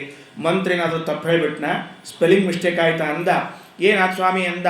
ಆ ಮಂತ್ರ ಹೇಳಬೇಡದು ಅಂತ ಹೇಳಿಲ್ಲ ನಿಮಗೆ, ಹಾರ್ಸ ಆ ಮಂತ್ರ ಹಾರ್ಸಿ ಮೊದಲು ಮುಂದೆ ಹೋಗಲಿ ಅಂದರು. ಅವತ್ತು ಸಭೆ ಬ್ರಹ್ಮದೇವರ ಸಭೆಯಲ್ಲಿ ಶಾಪ ಕೊಟ್ಟದ್ದು ಶಿವನಿಗೆ ಯಜ್ಞದಲ್ಲಿ ಆಹುತಿ ಸಿಗುವುದು ಬೇಡ ಅಂತ ಶಾಪ ಕೊಟ್ಟಿದ್ದ ಈತೆ ಪುಣ್ಯಾತ್ಮ. ಮತ್ತು ಅವನೇ ನಡೆಸ್ದೇ ಹೋದ್ರೆ ಹೆಂಗಾಗ್ತದೆ, ಅದಕ್ಕೆ ಅವನಿಗೆ ಆಹುತಿ ಕೊಡೋ ಹಂಗಿಲ್ಲ ಅಂದರು. ಅದೇನು ಪುರೋಹಿತರು ಮೊದಲನೇ ಸರ್ತಿ ಮಂತ್ರ ಜಂಪ್ ಮಾಡಿಸಿದ್ರು ನೋಡ್ರಿ, ಇವತ್ತಿಗೂ ಅಲ್ಲ ಪದ್ಧತಿ ಇಟ್ಕೊಂಡ್ಬಿಟ್ಟಾರೆ. ಜಂಪ್ ಮಾಡಿಸೋದು ಕೆಲವೆಲ್ಲ ಹಾರ್ಯಾರು ಹೋಗ್ತಿರ್ತಾವೆ ಮಂತ್ರಗಳು, ಬಡ ಬಡ ಬಡ ಬಡ ಆಗ್ಬೇಕು ಅಂತಿರ್ತಾವೆ ನೋಡ್ರಿ. ಕೆಲವ್ರು ಮನೆಗೆ ಹೋದ್ರೆ ಆಚಾರ ತಡ ಮಾಡಬೇಡ್ರಿ, ಒಂದು ತಾಸ್ನಾಗ ಪವಮಾನ ಹೋಮ್ ಮುಗಿಸ್ಬೇಕಂತ. ಒಂದು ತಾಸ್ನಾಗ ಪವಮಾನ ಹೋಮ್ ಹೆಂಗೆ ಮುಗಿಸ್ಬೇಕು ಅಂತ ಪ್ರಶ್ನೆ ಅದು. ಯಾಕಂದ್ರೆ 4 ಅಧ್ಯಾಯವರಿ ಕಡಿಮೆ ಅಂದ್ರೆ ಒಂದು 900 ಮಂತ್ರ ಇರ್ಬೇಕ್ರಿ, 500 900 ಅಷ್ಟು ಮಂತ್ರ ಅನ್ಲಿಕ್ಕರ ಒಂದು 4 ತಾಸು ಬೇಕ್ರಿ. ಇದನ್ನು ಚಲೋತ್ನಾಗ ಸ್ವರ ಸಹಿತ ಅನ್ನೋದಾದ್ರೆ ಹಾರಿಸಿ ಶುರು ಮಾಡಿಬಿಟ್ರೆ ಅಷ್ಟೇ ಕೆಲಸ. ಅದಕ್ಕೆ ಅವರು ಹಾರಿಸಿ ಮುಂದೆ ಹೋದ ಕೂಡಲೇ ಸತೀದೇವಿ ಎದ್ದು ಬಂದ್ಲು. ಅಪ್ಪ ಏನು ನಡೆಸಿಯೋ ನೀನೆಲ್ಲಾದರೂ? ಈ ದೊಡ್ಡವರಿಗೆ ಅಪಮಾನ ಆಗ್ತಾ ಇದೆ, ರುದ್ರದೇವರಿಗೆ ಅಪಮಾನ ಆಗ್ತಾ ಇರೋ ಕಾಲದಲ್ಲಿ ತಡೆದುಕೊಳ್ಳಿಕ್ಕಾಗಲಿಲ್ಲ. ಇದು ಬಂದಿದ್ದಾಳೆ, ಬಂದು ಒಂದು ಮಾತಂತಾಳೆ, ತುಂಬಿದ ಸಭೆಯಲ್ಲಿ ಒಂದು ಮಾತಂತಾರೆ. ಯಾವ ಕಾಲದಲ್ಲಿ ಅಲ್ಲೇನಾದರೂ ದೊಡ್ಡವರಿಗೆ ಅಪಮಾನ ಆಗ್ತಾ ಇದ್ದರೆ ಆಗ ನಾವೇನು ಮಾಡಬೇಕು? ನಾವು ಕೇಳಬಾರ್ದು ಮೊದಲನೇದ್ದು. ಇನ್ನೊಬ್ರು ಮಾಡ್ತಾ ಇದ್ರೆ ಏನು ಮಾಡಬೇಕು? ಕರ್ಣೋಪಿಧಾಯ ನಿರಯಾದ್ಯದ ಕಲ್ಪ ಈಶೇ. ನಾನು ಸಮರ್ಥನಾಗಿದ್ದಿಲ್ಲ ಅಂದರೆ, ಯಾರು ಮಹಾತ್ಮರ ನಿಂದನೆಯನ್ನು ಮಾಡ್ತಿದ್ದಾರೋ ಅವರಿಗೆ ಶಿಕ್ಷೆ ಕೊಡುವಷ್ಟು ನಾನು ಸಮರ್ಥನೆ ಇದ್ದಿದ್ದಿಲ್ಲ ಅಂತ ಆದರೆ, ಕರ್ಣೋಪಿಧಾಯ ಎರಡೂ ಕಿವಿಗಳನ್ನು ಮುಚ್ಚಿಕೊಂಡು ಅಲ್ಲಿಂದ ಹೊರಟೇ ಬಿಡಬೇಕು. ಕೇಳ್ಕೋತ ಕೂಡಬಾರ್ದ್ರಿ, ಚಂದ ಬೈಲಿಕ್ಕತ್ತೀರಿ, ಇನ್ನೊಂದು 2 ಚೂರು ಬೈರಿ, ನಮ್ದೊಂದು 2 ಸೇರಿಸಿ ಬೈರಿ, ನನಗೆ ಆಗೋದಿಲ್ಲ ಒಬ್ಬನ ಕೂತ್ಕೊಂಡು ಬೈಲಿಕ್ಕೆ, ನೀವು ಒಂಚೂರು ಬೈರಿ ಅಂತ ಬೈಲಿಕ್ಕೆ ಹೋಗಬಾರ್ದ್ರಿ, ಮಾಡಬಾರ್ದು ಆ ಕೆಲಸವನ್ನು. ಕರ್ಣೋಪಿಧಾಯ ನಿರಯಾದ್ಯದ ಕಲ್ಪ ಈಶೇ. ನಾವು ಕಿವಿ ಮುಚ್ಚಿಕೊಂಡು ಅಲ್ಲಿಂದ ಜಾಗದಿಂದ ಹೋಗ್ಬಿಡ್ಬೇಕಂತೆ. ಸತೀದೇವಿ ಹೇಳ್ತಾಳೆ, ಈ ಧರ್ಮಾವಿತರ್ಯ ಘೃಣಿಭಿಃ ದ್ರಭಿರಸ್ಯಮಾನೆ ಛಿಂದ್ಯಾತ್ ಪ್ರಸಖ್ಯ ಋಷತೀಂ ಅಸತಾಂ ಪ್ರಭುಶ್ಚೇತ್. ಒಂದೊಮ್ಮೆ ನಾನು ಸಮರ್ಥನಾಗಿದ್ದರೆ ಅವರ ನಾಲಿಗೆಯನ್ನು ಎಳೆದು ಕತ್ತರಿಸಬೇಕಂತೆ, ನಾಲ್ಗಿನೇ ಕತ್ತರಿಸ್ಬೇಕಂತೆ. ವಿಚಾರ ಮಾಡಿರಿ, ನೀ ದೊಡ್ಡವರಿಗೆ ಬೈತಿದ್ದೀಯಾ, ಮಹಾತ್ಮರಿಗೆ ಬೈತೀಯಾ ಅಂತ ನಾಲಿಗೆಯನ್ನು ಕತ್ತರಿಸುವ ಕೆಲಸ ಮಾಡಬೇಕು. ಯಾಕೆ? ಅಷ್ಟು ಸಾಮರ್ಥ್ಯ ಇದ್ದರೆ. ಅಸೂನ ಪಿತತೋ ವಿಸೃಜೇತ್ ಸ ಧರ್ಮ. ಇದು ಯಾವುದಾಗಲಿಲ್ಲ ಅಂದರೆ ಪ್ರಾಯಶ್ಚಿತ್ತಕ್ಕೆ ನಮ್ಮ ದೇಹತ್ಯಾಗವನ್ನೇ ಮಾಡಬೇಕು ಅಂತ ಹೇಳಿದ್ದಾರೆ. ನಮ್ಮ ದೇಹತ್ಯಾಗ ಮಾಡಬೇಕಂತೆ. ಆಶ್ಚರ್ಯ, ನಾವೆಲ್ಲ ಬೈದದ್ದು ಇನ್ಯಾರೋ ಭಗವದ್ಭಕ್ತರನ್ನು ಜ್ಞಾನಿಗಳನ್ನು ಬೈದಿದ್ದಿದ್ರೆ ಅದನ್ನು ಕೇಳಿಸಿಕೊಂಡ ತಪ್ಪಿಗೆ ಆ ದೇಹವನ್ನು ತ್ಯಾಗ ಮಾಡಿರಿ ಅಂತ ಹೇಳ್ತಿದ್ದಾರೆ. ಆಮೇಲೆ ಮಹನ್ನಿಂದ ವರ್ಜನ ಪ್ರಕರಣ ಅಲ್ವಾ, ಮಹಾತ್ಮರನ್ನ ಸರ್ವಾತ್ಮನ ಬೈಬಾರ್ದು. ಎಂದೆಂದೂ ಯಾವ ಜ್ಞಾನಿಗಳಿಗೂ ನಾವು ಬೈಲೇಬಾರ್ದು. ಯಾಕೆಂದರೆ ಅವರ ತಪಸ್ಸೇನು, ಅವರ ಪುಣ್ಯ ಏನು, ಅವರ ಸಾಧನೆ ಏನು, ಜ್ಞಾನವೇನು ಅಂತ ನಮಗೆ ಯಾವುದೂ ಗೊತ್ತಿರೋದಿಲ್ಲ. ನಾವು ಅದಕ್ಕೆ ಯಾರಿಗೂ ಅನ್ಲಿಕ್ಕೆ ಹೋಗಬಾರ್ದು. ಕರ್ಣೋಪಿಧಾಯ ನಿರಯಾದ್ಯದ ಕಲ್ಪೈಷೆ ಧರ್ಮಾವಿತರ್ಯ ಘೃಣಿಭಿಃ ರವಿರಸ್ಯಮಾನೆ ಛಿಂದ್ಯಾತ್ ಪ್ರಸಖ್ಯ ಋಷತೀಂ ಅಸತಾಂ ಪ್ರಭುಶ್ಚೇ ಜಿಹ್ವಾಮಸೂನ ಪಿತತೋ ವಿಸೃಜೇತ್ ಸ ಧರ್ಮ. ಅಪ್ಪ, ತಂದೆ ಹೇಳ್ತಾಳೆ, ನಾಶ್ಚರ್ಯಮೇತತ. ನೀನು ಶಿವನಿಗೆ ಬೈತಾ ಇದ್ದಿ ಅಂತ ಅನ್ನೋದೊಂದು ಆಶ್ಚರ್ಯದ ವಿಷಯವೇ ಅಲ್ಲ. ನಾಶ್ಚರ್ಯಮೇತತ, ಯಾಕೆ ಆಶ್ಚರ್ಯ ಅಲ್ಲ? ಯದಸತ್ಸು ಸರ್ವದಾ ಮಹದ್ವಿನಿಂದ ಕುಣಪಾತ್ಮವಾದಿಷು. ದೇಹವನ್ನೇ ನಾನು ಅಂತ ತಿಳಿದುಕೊಂಡು ದೇಹಕ್ಕೆ ಆದ ಮಾನಾಪಮಾನಗಳನ್ನು ನನಗಾದ ಮಾನಾಪಮಾನಗಳು ಅಂತ ತಿಳಿದುಕೊಂಡು ಕೂತಿದ್ದಾರಲ್ಲ, ಇಂಥವರು ದೊಡ್ಡವ್ರನ್ನ ಬೈಯೋದ್ರು ಏನು ಅರ್ಥವೇ ಇಲ್ಲ, ಅದೇನು ಆಶ್ಚರ್ಯಪಡೋ ಕಾರಣ ಇಲ್ಲೇ ಇಲ್ಲ. ಸತಿ ಹೇಳಿದ ಮಾತೇನು? ದೇಹವನ್ನೇ ನಾನು ಅಂತ ತಿಳಿದುಕೊಳ್ಳಬೇಡರಿ, ದೇಹ ನೀವಲ್ಲ, ದೇಹ ಬೇರೆ ನೀವು ಬೇರೆ. ಒಂದು ದಿವಸ ಈ ದೇಹವನ್ನು ಇಲ್ಲಿಯೇ ಬಿಟ್ಟು ಹೋಗ್ತೀವಿ, ಮತ್ತೊಂದು ಚಲೋ ದೇಹ ಸಿಕ್ಕಾಗ ಬಂದು ಸೇರ್ಕೊಳ್ತೀವಿ ನಾವು, ಅಷ್ಟೇ ಕೆಲಸ, ಎಂದೆಂದೂ ಅಲ್ಲ. ನಿನ್ನೆ ಹೇಳುವಾಗ ರಹುಗಣನ ಹೆಸರನ್ನು ಹೇಳಿದ್ನಲ್ಲ, ಅದೇ ರಹುಗಣ ಮಹಾರಾಜ ಪಲ್ಲಕ್ಕಿಯಿಂದ ಕೆಳಗಿಳಿದಾಗ ಜಡಭರ್ತರಿಗೆ ಒಂದು ಮಾತು ಹೇಳ್ತಾನಂತೆ, ಸ್ವಾಮಿ ಎಂಥ ಹುಚ್ಚು ನಾನೆಲ್ಲಾದರೂ, ಏನು ದೇಹಕ್ಕೆ ಆದ ಗಾಯವನ್ನು ಪೆಟ್ಟನ್ನು ನನಗಾದದ್ದು ಅಂತ ತಿಳಿದುಕೊಂಡೆ ಅಂತ. ಅದಕ್ಕೊಂದು ದೃಷ್ಟಾಂತ ಕೊಡ್ತಾನ. ಹೆಂಗೆ ಪೆಟ್ಟಾಗೋದೆಲ್ಲ ದೇಹಕ್ಕೆ, ಅಂದ್ಕೊಳ್ಳೋದೆಲ್ಲ ಜೀವ ತನಗೆ ಅಂತ ಅಂದ್ಕೊಳ್ತದಂತೆ. ದೃಷ್ಟಾಂತ ಹೆಂಗಿದೆ? ಒಲೆ ಮೇಲೆ ಮನೆಯಲ್ಲಿ ಅಡುಗೆ ಮಾಡುವಾಗ ಗ್ಯಾಸ್ ಮೇಲೆ ಒಂದು ಪಾತ್ರೆ ಇಟ್ಟಿರ್ತಾರೆ, ಪಾತ್ರೆ ಇಟ್ಟು ನೀರು ಹಾಕಿ ಅಕ್ಕಿ ಹಾಕಿರ್ತಾರೆ. ಅನ್ನ ಮಾಡೋ ಕ್ರಮ ನೋಡ್ರಿ, ನೀವೆಲ್ಲ ಅನ್ನ ಅಡುಗೆ ಮಾಡ್ತೀರಿ, ನಿಮ್ಮ ಕಲ್ಪನೆ ಇರ್ತದೆ. ಅಂದರೆ 3 ಲೋಟ ನೀರು ಹಾಕಿ 1 ಲೋಟ ಅಕ್ಕಿ ಇಡು ಅಂತ ಹೇಳ್ತಾರಲ್ಲ ಮನ್ಯಾಗ, ಹಂಗೆ ಮಾಡ್ತಿರ್ತಾರೆ. ಮಾಡ್ಲಿಕ್ಕೆ ಇಟ್ಟಾಗ ಏನಾಗಿರ್ತದೆ ಅಂದರೆ, ಕೆಳಗೆ ಗ್ಯಾಸ್ ಹೊಚ್ಚಿರ್ತಾರಲ್ಲ, ಅದು ಎಲ್ಲಿ ಬಂದಿರ್ತದೆ ಅಂತಂದರೆ ಆ ಭಾಂಡಿಗೆ ತಾಕ್ತಿರ್ತದೆ ರೀ. ಭಾಂಡಿ ಸುಮ್ಮ ಕೂತಿರ್ತದೆ, ಹಿಂಗೆ ಗಪ್ಪು ಕೂತ, ಅದೇನು ಮಾಡಂಗಿಲ್ಲ ರೀ. ಒಳಗೆ ನೀರು ಅಕ್ಕಿ ಏನಿರ್ತವೆ ನೋಡ್ರಿ, ಅದು ಟಕ ಟಕ ಟಕ ಟಕ ಕುದಿಲಿಕ್ಕೆ ಶುರು ಮಾಡ್ತದಲ್ವ. ಅದಕ್ಕೆ ಸ್ಥಾಲ್ಯಾಗ್ನಿತಾಪ ಪಯಸೋಹಿತಾಪಹ ತತ್ತಾಪಸೋ ತಂಡುಲಗರ್ಭರಂದಿ. ಆ ಪಾತ್ರೆಗೆ ಹತ್ತಿದ ಬಿಸಿಯಿಂದ ಒಳಗಿರುವಂತಹ ನೀರು ಹಾಗೂ ಅಕ್ಕಿ ಕುದಿಯುವಂತೆ ನಮಗೆ ಬೈದದ್ದು ಅಂದದ್ದು ಈ ದೇಹಕ್ಕೆ, ಇದಕ್ಕೆ. ಆದರೆ ಒಳಗಿರುವ ಜೀವ ಇರ್ತಲ್ಲ, ಅದು ವಿಲಿ ವಿಲಿ ಎತ್ತಿರ್ತದಂತೆ. ಎಷ್ಟು ವಿಚಿತ್ರ, ಸಂಬಂಧವೇ ಇಲ್ಲ. ಬಿಸಿ ತಾಗಿದ್ದು ಯಾವುದಕ್ಕೋ, ಕುದಿತಾ ಇರೋದು ಇನ್ನೊಂದು ಯಾವುದಕ್ಕೋ. ಅದು ಒಂದೇ ದೇಹದಲ್ಲಿ ವಾಸ ಮಾಡಿದ್ದಕ್ಕೆ, ಅರ್ಥಾತ್ ಆ ದೇಹಕ್ಕೆ ಅಂದೀವಿ, ನಾವು ಅಲ್ಲೇ ಇದ್ದೀವಿ ಅನ್ನೋದಕ್ಕೆ ನಮಗೆ ಅಂದದ್ದು ಅನ್ನುವಂತಹ ಬುದ್ಧಿ ಬರ್ತದಂತೆ. ಅದಕ್ಕೆ ಹೇಳಿದರು, ನಾಶ್ಚರ್ಯಮೇತತ ಸತೀದೇವಿ ಅಂತಾಳೆ, ಇದೇನು ದೊಡ್ಡ ಆಶ್ಚರ್ಯವೇ ಅಲ್ಲ. ಯದ್ ಅಸತ್ಸು ಸರ್ವದ. ದುಷ್ಟರಿಗೆ ಗುಣಪಾತ್ಮವಾದಿಷು ಅಸತ್ಸು. ದೇಹವನ್ನೇ ಅಂದರೆ ಈಗ ಬಹಳ ಚೆನ್ನಾಗಿದೆ ರೀ, ಸತೀದೇವಿ ಹೇಳುವಾಗ ದೇಹವನ್ನು ಆತ್ಮ ಅನ್ನಂಗಿಲ್ಲ, ಕುಣಪಾತ್ಮವಾದಿಷು ಅಂತ. ಶವವನ್ನೇ ನಾನು ಅಂತ ಅಂದ್ಕೊಂಡು ಕೂತಿರ್ತೀವಂತೆ. ಕುಣಪ ಅಂದರೆ ಹೆಣ. ಆ ಹೆಣವನ್ನೇ ನಾವು ಅಂದ್ಕೊಂಡಿರ್ತೀವಿ. ಯಾಕೆ? ಪ್ರಾಣ ಬಿಟ್ಟು ಹೋದ ಮುಂದಿನ ಕ್ಷಣಕ್ಕೆ ಆ ದೇಹವನ್ನು ಯಾರೂ ಮಾತಾಡಿಸೋದಿಲ್ಲರಿ, ಎಷ್ಟು ಪ್ರಿಯವಾಗಿರಲಿ. ನಮಗೆ ತಂದೆ ತಾಯಿ ಗಂಡ ಹೆಂಡತಿ ಮಕ್ಕಳು ಏನೇ ಇಲ್ಲಿ ಎಷ್ಟೇ ಪ್ರೀತಿಯ ವಸ್ತು ಆಗಿದ್ರೂ ಕೂಡ ಉಸಿರಾಟ ನಿಂತ ಮುಂದಿನ ಕ್ಷಣಕ್ಕೆ ಅದನ್ನು ಬಾಡಿ ಎತ್ರಪ ಅಂತಾರೆ ಹೊರತಾಗಿ ಬೇರೆ ಏನು ಶಬ್ದ ಆಡುವುದೇ ಇಲ್ಲರಿ. ಹಾಗಾಗಿ ಇಂತಹ ದೇಹದ ಮೇಲೂ ನಾನೇ ಅಂತನ್ನುವ ಅಭಿಮಾನವನ್ನು ಮಾಡಿಕೊಂಡು ಕೂತಿರುವ ನಿಮಗೆ ಸಹಜ, ಬರೆಯೋದು ಸಹಜ. ಶೇರ್ಷ ಮಹಾಪುರುಷ ಪಾದ ಪಾಂಸುಭಿ ನಿರಸ್ತ ತೇಜಸ್ಸು ತದೇವ ಶೋಭನ. ಹೌದು, ಯಾಕೆ ಮತ್ತೆ ದೊಡ್ಡವ್ರು ಬೈತಾರೆ ಅಂದರೆ, ಅವರ ತೇಜಸ್ಸಿನ ಮುಂದೆ ನಿಮ್ಮ ತೇಜಸ್ಸು ಮಂಕಾಗಿರ್ತದೆ. ಯಾವಾಗ ನೆನಪಿಟ್ಟುಕೊಳ್ಳ್ರಿ, ನಾವು ಇನ್ನೊಬ್ಬನಿಗೆ ಬೈತಿದ್ದೀವಿ ಅಂದರೆ ಅವನ ಮುಂದೆ ನಾನು ಸಣ್ಣವನಾಗಿದ್ದೀನಿ ಅನ್ನೋದಕ್ಕೆ ಬೈತಿದ್ದೀನಿ, ಇಲ್ಲೇ ಬೈಲಿಕ್ಕೆ ಹೋಗೋದಿಲ್ಲ. ಇನ್ನೊಬ್ಬರ ಮೇಲೆ ಹೊಟ್ಟೆ ಉರ್ಕೊಳ್ತಿದ್ದೀನಿ ಅಂದರೆ ಅವನು ನನಗಿಂತ ದೊಡ್ಡವನಿದ್ದಾನೆ, ನಾನು ಚಿಕ್ಕವನಿದ್ದೀನಿ ಅನ್ನೋ ಬುದ್ಧಿ ಬಂದದ್ದಕ್ಕೇ ಬೈತಿದ್ದೆ. ಅದಕ್ಕೆ ಯಾರಾದರೂ ನಮಗೆ ಬೈತಿದ್ರೆ ಅರ್ಥ ಮಾಡ್ಕೋಬೇಕು, ಅಡ್ಡಿ ಇಲ್ಲ, ನಾವು ಅವನಕ್ಕಿಂತ ದೊಡ್ಡವರಾಗೀವಿ ಅಂತ. ದೊಡ್ಡವರಾದದ್ದಕ್ಕೆ ಅವನು ಬೈಲಿಕ್ಕೆ ತಾನು, ಇಲ್ಲೇ ಯಾಕೆ ಬೈತಿದ್ದೆ, ಸುಮ್ಮನೆ ಬೈತಿದ್ದೆ ನಾವೇನ್ರ.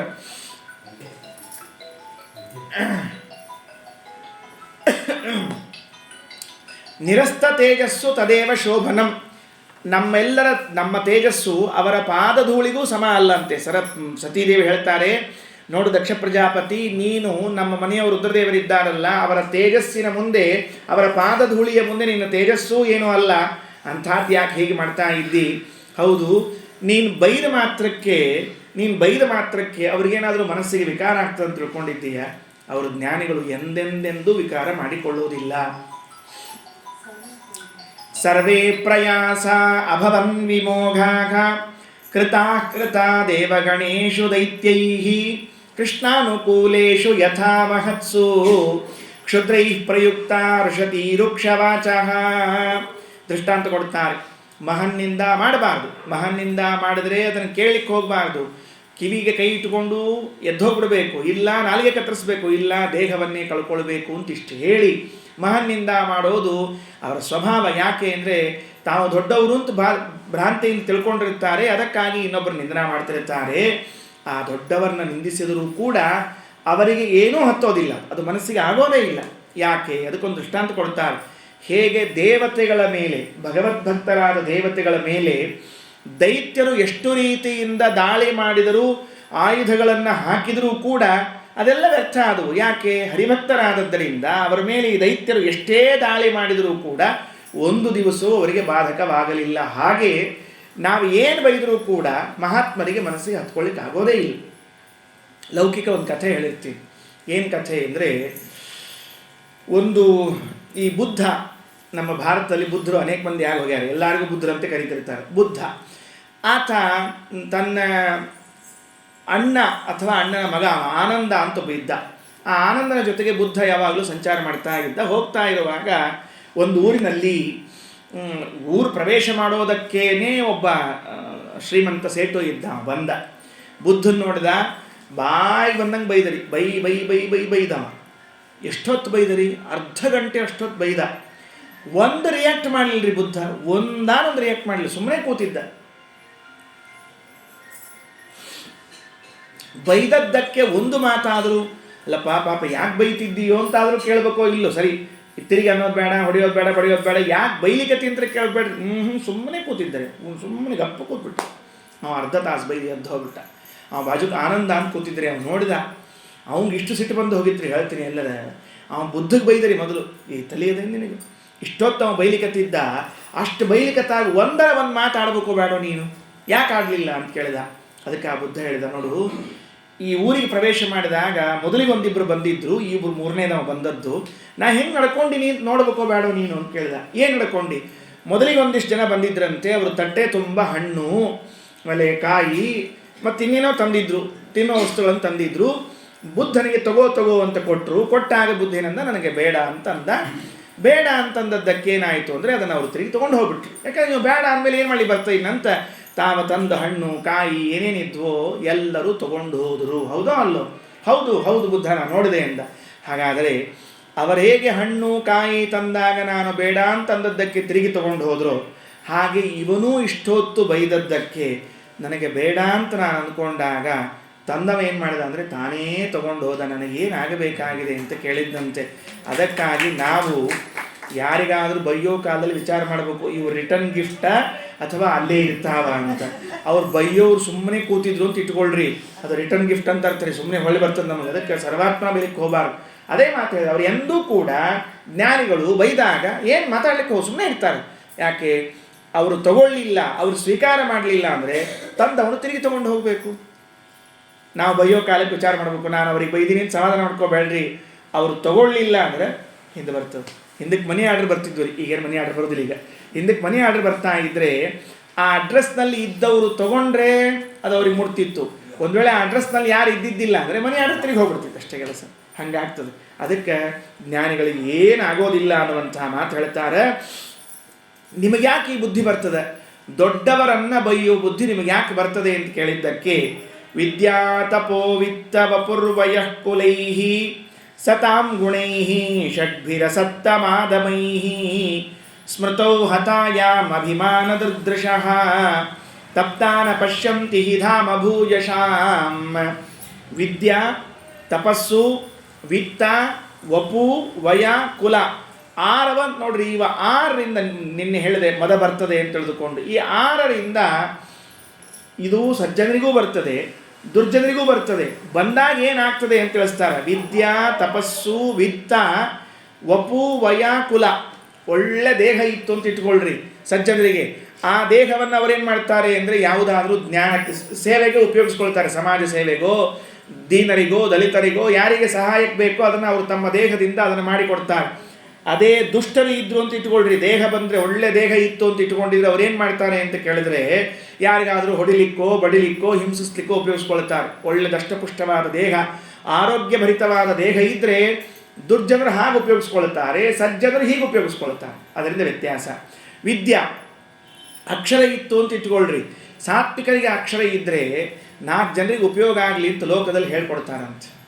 ನಾನೆಲ್ಲೋ ಒಂದು ಕಡೆಗೆ ಓದಿದ್ದು, ಒಬ್ಬ ಶಾಲೆಯಲ್ಲಿ ಶಿಕ್ಷಕನಿದ್ದರು, ಮೇಷ್ಟ್ರು ಕಲಿಸ್ತಾ ಇದ್ದರು. ರಿಟೈರ್ಡ್ ಆದಮೇಲೆ ಅವ್ರಿಗೆ ಏನಾಯಿತು ಅಂತಂದರೆ, ಇನ್ನು ಮುಂದೆ ಮುಗೀತಲ್ಲ, ಪಿಂಚಣಿ ಬರ್ತದೆ, ಮನ್ಯಾಗ ಕೂತಿರೋದು, ಇನ್ನೇನು ಕೆಲಸ. ಮನ್ಯಾಗ ಈ ಪಿಂಚಣಿ ಬಂದಮೇಲೆ ಮನ್ಯಾಗ ಕೊಡಬಾರ್ದು, ಭಾಳ ಡೇಂಜರ್ ರೀ ಅದು. ಯಾಕಂದರೆ ಮನೆಯಾಗಿದ್ದವರೆಲ್ಲ ಅವ್ರು ವೇಸ್ಟ್ ಫೆಲೋ ಅಂತ ನೋಡ್ತಿರ್ತಾರೆ. ಯಾವಾಗ ದುಡಿತಿರ್ತಾನೆ ಅವಾಗಷ್ಟ ಅವ್ನು ಬೆಸ್ಟ್ ಫೆಲೋ, ದುಡಿಯೋದು ಮುಗೀತು ಅಂದರೆ ವೇಸ್ಟ್ ಫೆಲೋ.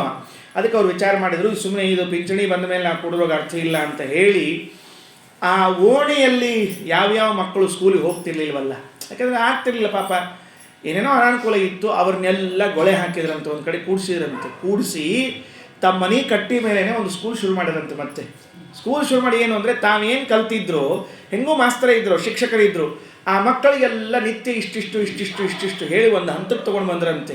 ನೋಡ್ರಿ, ವಿದ್ಯೆ ಇದ್ದರೆ ಹಿಂಗೂ ಉಪಯೋಗ ಮಾಡ್ಲಿಕ್ಕೆ ಬರ್ತದೆ. ಅದನ್ನು ನೀವು ಇದ್ರೆ ಉಪಯೋಗ ಮಾಡೋದು ಒಳ್ಳೆ ಕೆಲಸ. ಅದಕ್ಕೆ ಒಂದು ಮಾತಿದ್ರಿ, ಸಾಕ್ಷರ ವಿಪರೀತಶ್ಚೇತ್ ರಾಕ್ಷಸ ಏವ ಕೇವಲಂ ಅಂತ ಒಂದು ಸಂಸ್ಕೃತ ಗಾದಿ ಮಾತ್ರಿ. ಸಾಕ್ಷರ ಅಂತ ಒಂದು ಶಬ್ದದ, ಸಾಕ್ಷರ ಅಂದರೆ ಏನು, ಅಕ್ಷರ ಉಳ್ಳವರು ಅಂತ. ಅವರೇನಾದರೂ ದುರ್ಬುದ್ಧಿಗೆ ಒಳಗಾದರೆ ಆ ಸಾಕ್ಷರ ಎಂಬ ಅಕ್ಷರವನ್ನು ತಿರುಗಿ ಹೇಳ್ರಿ, ಸಾಕ್ಷರ ರಾಕ್ಷಸ ಏವ ಕೇವಲ, ಮುಗಿದು ಹೊರ ಕೆಲಸ. ಅದಕ್ಕೂ ಎಂದೂ ಅಂಥವ್ರ ಕೈಯಾಗಿ ವಿದ್ಯೆ ಸಿಗಬಾರ್ದು. ಅದಕ್ಕೆ ಮತ್ತು ಯಾಕೆ ಒದ್ದಾಡೋದು ಅಂದ್ರೆ, ಟೆರರಿಸ್ಟ್ ಕೈಯಾಗ ಬಾಂಬ್ ಮಾಡೋ ಇದು ಏನದು ಸೂತ್ರಗಳು ಇವೆಲ್ಲ ಸಿಗಬಾರ್ದು ಅಂತ ಯಾಕೆ ಅನ್ನೋದು ಅಂದರೆ, ಹಿಂಗೆ ಹಾಳು ಮಾಡಿ ಹಾಕ್ತಾರೆ ಅವರು. ಅದಕ್ಕೆ ಹೇಳಿದ್ರು, ವಿದ್ಯಾ ತಪಸ್ಸು ವಿತ್ತ, ದುಡ್ಡಿದ್ರೆ, ವಪುಹು ದೇಹ ವಯಃ, ದೇಹದ ಕಸು ಇದ್ದರೆ ವಯಸ್ಸಿದ್ಬಿಟ್ರೆ ಮುಗದೇ ಹೋಯ್ತು ಕುಲ, ಇವುಗಳು ಷಡ್ಭಿಹಿ ಸತಾಂ ಗುಣೈಹಿ, ಸಜ್ಜನರಲ್ಲಿದ್ದರೆ ಒಳ್ಳೆ ಕೆಲಸ ಆಗ್ತದೆ, ದುರ್ಜನರಲ್ಲಿ ಬಂದರೆ ಇದು ಕೆಲಸವನ್ನು ಕೆಡಿಸ್ತದೆ ಅಂತ ತಿಳಿದುಕೊಂಡು ಹೇಳ್ತಾರೆ. ಅದಕ್ಕೆ ನಿಮ್ಮಂಥವ್ರದ್ದು ಏನೋ ತಪ್ಪಲ್ಲ, ನೀನು ಹಿಂಗೆ ಇದ್ದಿ, ನಿಂದನವನ್ನೇ ಮಾಡ್ತಿದ್ದಿ ಅಂತ ತಿಳಿದುಕೊಂಡು ಅಪ್ಪನಿಗೆ ಹೇಳ್ತಾ ಇದ್ದಾಳೆ. ಮುಂದೆ ಆ ಪ್ರಸಂಗ ಒಂದು ಮಾತಿದೆ, ಬಹಳ ಚೆನ್ನಾಗಿದೆ ಆ ಮಾತು. ಅವಳು ಅಷ್ಟೆಲ್ಲ ಬೈದ್ಲಲ್ಲ, ಅಪ್ಪನಿಗೆ ಹೇಳಿದ್ಲಲ್ಲ, ನೀನು ಮಾಡ್ತಾ ಇರೋದು ತಪ್ಪು ಅಂತ ತಿಳ್ಕೊಂಡು ಹೇಳಿ ಒಂದು ಮಾತಂತಾಳೆ, ಯದ್ಯಕ್ಷರಂ ನಾಮ ಗಿರೇರಿ ತಂದ್ರಣಾಂ ಸಕೃತ್ ಪ್ರಸಂಗಾದ ಅಗಮಾಶು ಹಂತಿಯತ್. ಯಾರಿಗೆ ನಿಂದನ ಮಾಡ್ತಾ ಇದ್ದಿ ಗೊತ್ತಾ ನೀನು? ವೃದ್ಧದೇವರಿಗೆ ನಿಂದನ ಮಾಡ್ತಾ ಇದ್ದಿ. ಎಂಥವರವರು?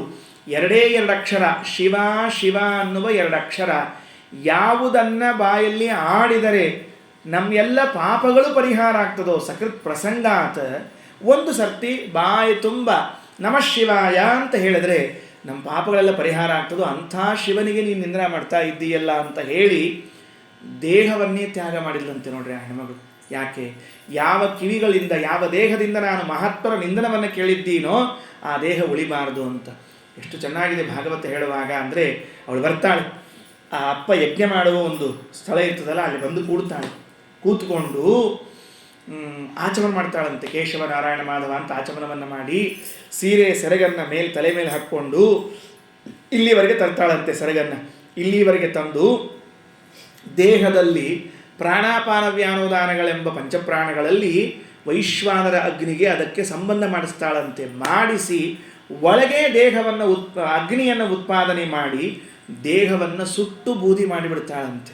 ಅಪ್ಪನಿಗೆ ಮತ್ತೆ ನಾನು ಸತ್ತ ಮೇಲೆ ಅವನ ಕಡೆಯಿಂದ ಶವದ ಸಂಸ್ಕಾರವೂ ಆಗುವುದು ಬೇಡ ಅಂತ. ಯಾಕೆಂದರೆ ಮಹಾತ್ಮನನ್ನು ನಿಂದಿಸಿದ ತಂದೆಯೂ ಕೂಡ ನನ್ನ ದಹನವನ್ನು ಮಾಡುವುದು ಬೇಡ ಅಂತ ತಾನೇ ಮಾಡ್ತಾಳಂತೆ.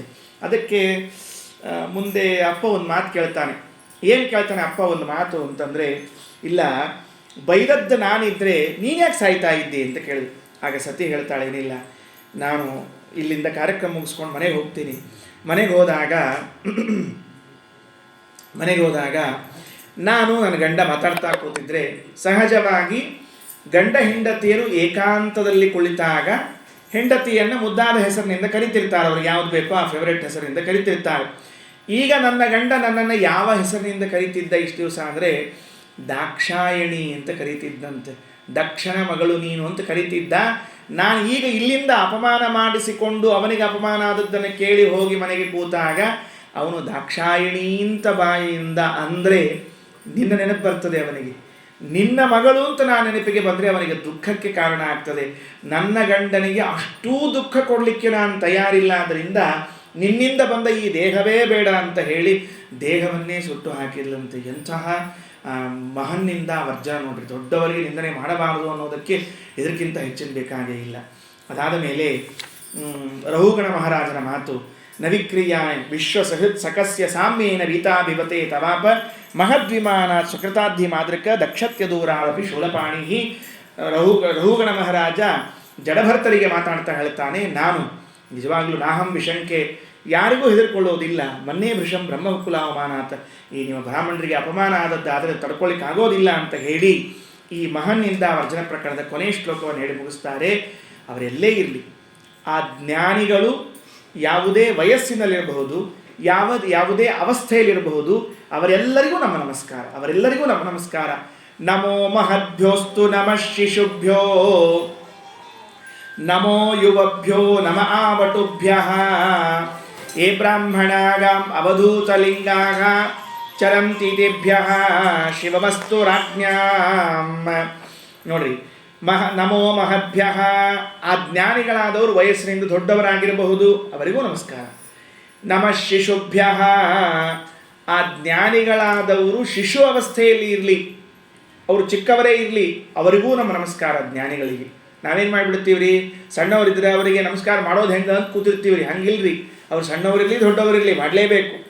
ಅಷ್ಟಾವಕ್ರರು ಅಂತ ಋಷಿಗಳಿರ್ತಾರೆ. ಮಹಾಭಾರತದ ವನಪರ್ವದಲ್ಲಿ ಕಥೆ ಬರ್ತದೆ. ಅಷ್ಟಾವಕ್ರರು ಅಂತ ಅವರ ತಂದೆಯೇ ಅವರಿಗೆ ಶಾಪ ಕೊಟ್ಟಿರ್ತಾರೆ, ನಿನ್ನ ದೇಹದಲ್ಲಿ 8 ಭಾಗ ಸೊಟ್ಟಾಗಲಿ ಅಂತ ತಿಳ್ಕೊಂಡು. ಅದೊಂದು ಕಥೆ ಇರಲಿ. ಅವರು ಅಷ್ಟಾವಕ್ರ ತಂದೆ ಕಹೋಳ, ಅವ್ರು ಕೂತಿದ್ರು ಮನೆಯಲ್ಲಿ ವೇದಾಂತ ಕೂತಿದ್ದಾರೆ. ಈ ಅಷ್ಟಾವಕ್ರರು ತನ್ನ ತಾಯಿ ಗರ್ಭದಲ್ಲಿ ಕೂತಿರುವಾಗ ಅಪ್ಪ ಅನ್ನುವ ವೇದದಲ್ಲಿ 8 ಕಡೆಗೆ ಮಿಸ್ಟೇಕ್ ಹುಡುಕಿದ್ರಂಥವ್ರು. ಗರ್ಭದಲ್ಲಿ ಇದ್ದಾಗಲೇ ಅವರೆಂತಹ ಜಾಣರಿರ್ಬೇಕು ನೋಡ್ರಿ. ಅಪ್ಪ 8 ಕಡೆ ತಪ್ಪಂದಿ ಅಂತ ಕೂಸು ಒಳಗಿಂದ ಮಾತಾಡ್ತಂತ. ಸಿಟ್ಟು ಬರಬೇಡ ಅಪ್ಪಗೆ, ಅಪ್ಪ ತಪ್ಪಂದ್ರು ಸರಿ ಅನ್ನಂತ ಗುಣ ಹಾಕ್ಬೇಕ್ರಿ, ಅಂಥದ್ದು ತಪ್ಪದ ಅಂತ ಹೇಳಿದ್ರೆ 8 ಕಡೆ ತಪ್ಪು ಹುಡುಕಿದ್ದಕ್ಕೆ ನಿನ್ನ ದೇಹ 8 ಕಡೆ ಸೊಟ್ಟಾಗಲಿ ಅಂತ ಶಾಪ ಹಾಕಿಬಿಟ್ರಿ. ಕಾಲೆರಡು ಹಿಂಗೆ, ಕೈ ಎರಡು ಹಿಂಗೆ, ಎಲ್ಲ ಹಿಂಗೆ ಸೊಟ್ಟಾಗೋದು. ಹುಟ್ಟು ಕೂಸು ಬೇಜಾರಾತ್ರಿ ಅಪ್ಪಗೆ. ಸಿಟ್ಟಿನ ಭರದಾಗ ಶಾಪ ಕೊಟ್ಟಿದ್ನಲ್ಲ, ಆಮೇಲೆ ಬೇಜಾರಾಯ್ತು. ಮುಂದೇನಾಯ್ತು ಅಂದರೆ ಅವರಪ್ಪ ಒಂದು ಕಡೆಗೆ ಜನಕ ಮಹಾರಾಜನ ಆಸ್ಥಾನಕ್ಕೆ ಹೋಗಿದ್ದ. ಹೋದ ಹೊತ್ತಿನೊಳಗೆ ಅಲ್ಲಿನೋ ಒಂದು ವಾಕ್ಯ ಅರ್ಥ ಹೊಡೆದಿತ್ತು. ಅಪ್ಪ ಬರಲೇ ಇಲ್ಲ, ಭಾಳ ದಿವಸ ಆಯಿತು ಅಂತ ಈ ಅಷ್ಟಾವಕ್ರರು ಹೋಗ್ತಾ ಇದ್ದಾರೆ. ಸಣ್ಣ ಹುಡುಗರೇ ಅವರು, 10-12 ವರ್ಷ ಅವ್ರಿಗೆ.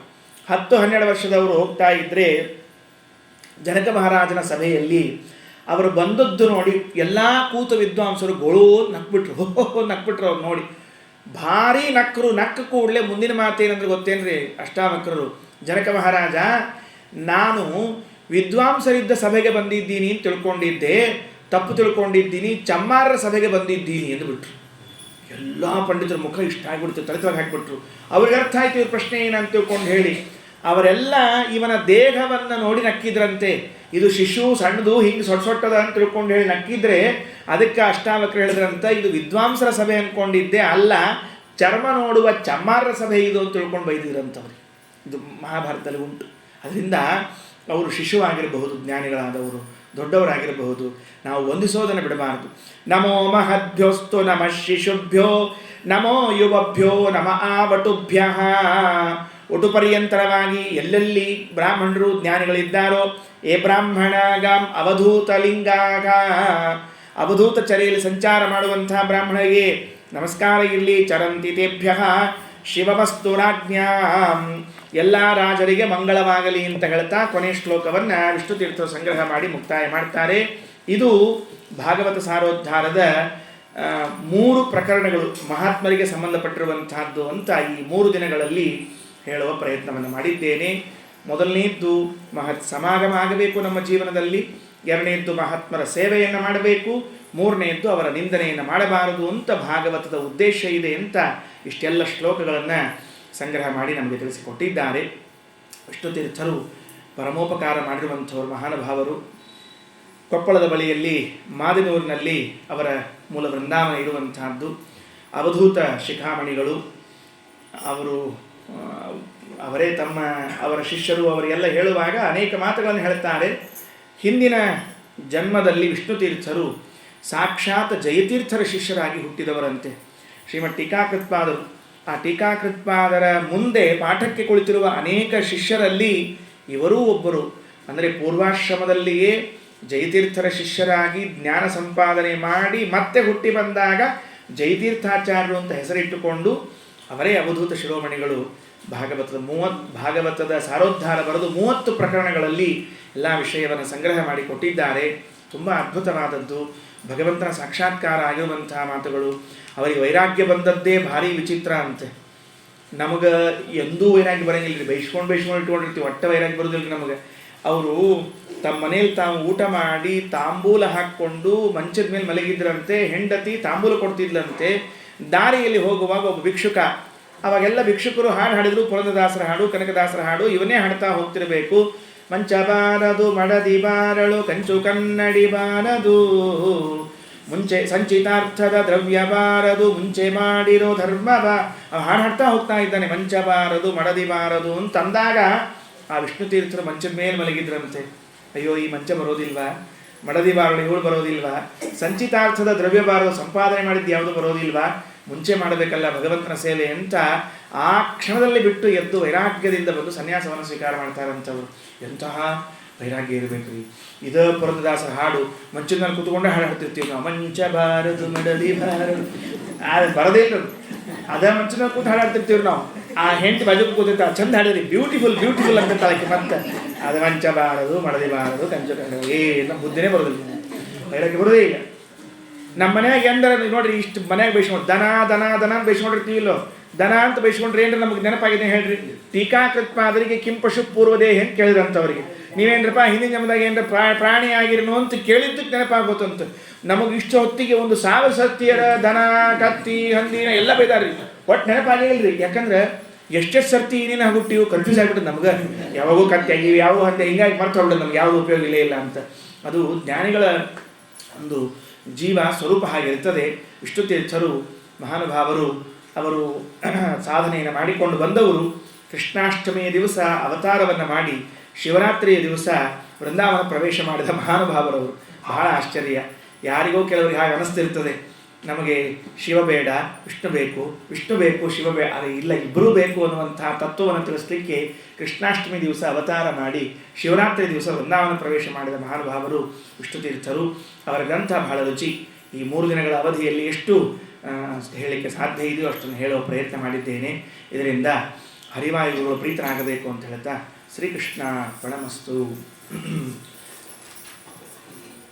ಅಕ್ಷಯಂ ಕರ್ಮ ಯಸ್ಮಿನ್ ಪರೇ ಸ್ವರ್ಪಿತಂ ಪ್ರಕ್ಷಯಂ ಯಾಂತೆ ದುಃಖಾನಿ ಯನ್ನಾಮತಃ ಅಕ್ಷರೋ ಯೋಜರಃ ಸರ್ವದೈವಾಮೃತಃ ಕುಕ್ಷಿಗಂ ಯಸ್ಯ ವಿಶ್ವಂ ಸದಾ ಜಾತಿ ಪ್ರೀಣಯಾಮೋ ವಾಸುದೇವಂ ದೇವತಾ ಖಂಡಮಂಡಲ ಪ್ರೀಣಯಾಮೋ ವಾಸುದೇವಂ. ಶ್ರೀಕೃಷ್ಣ.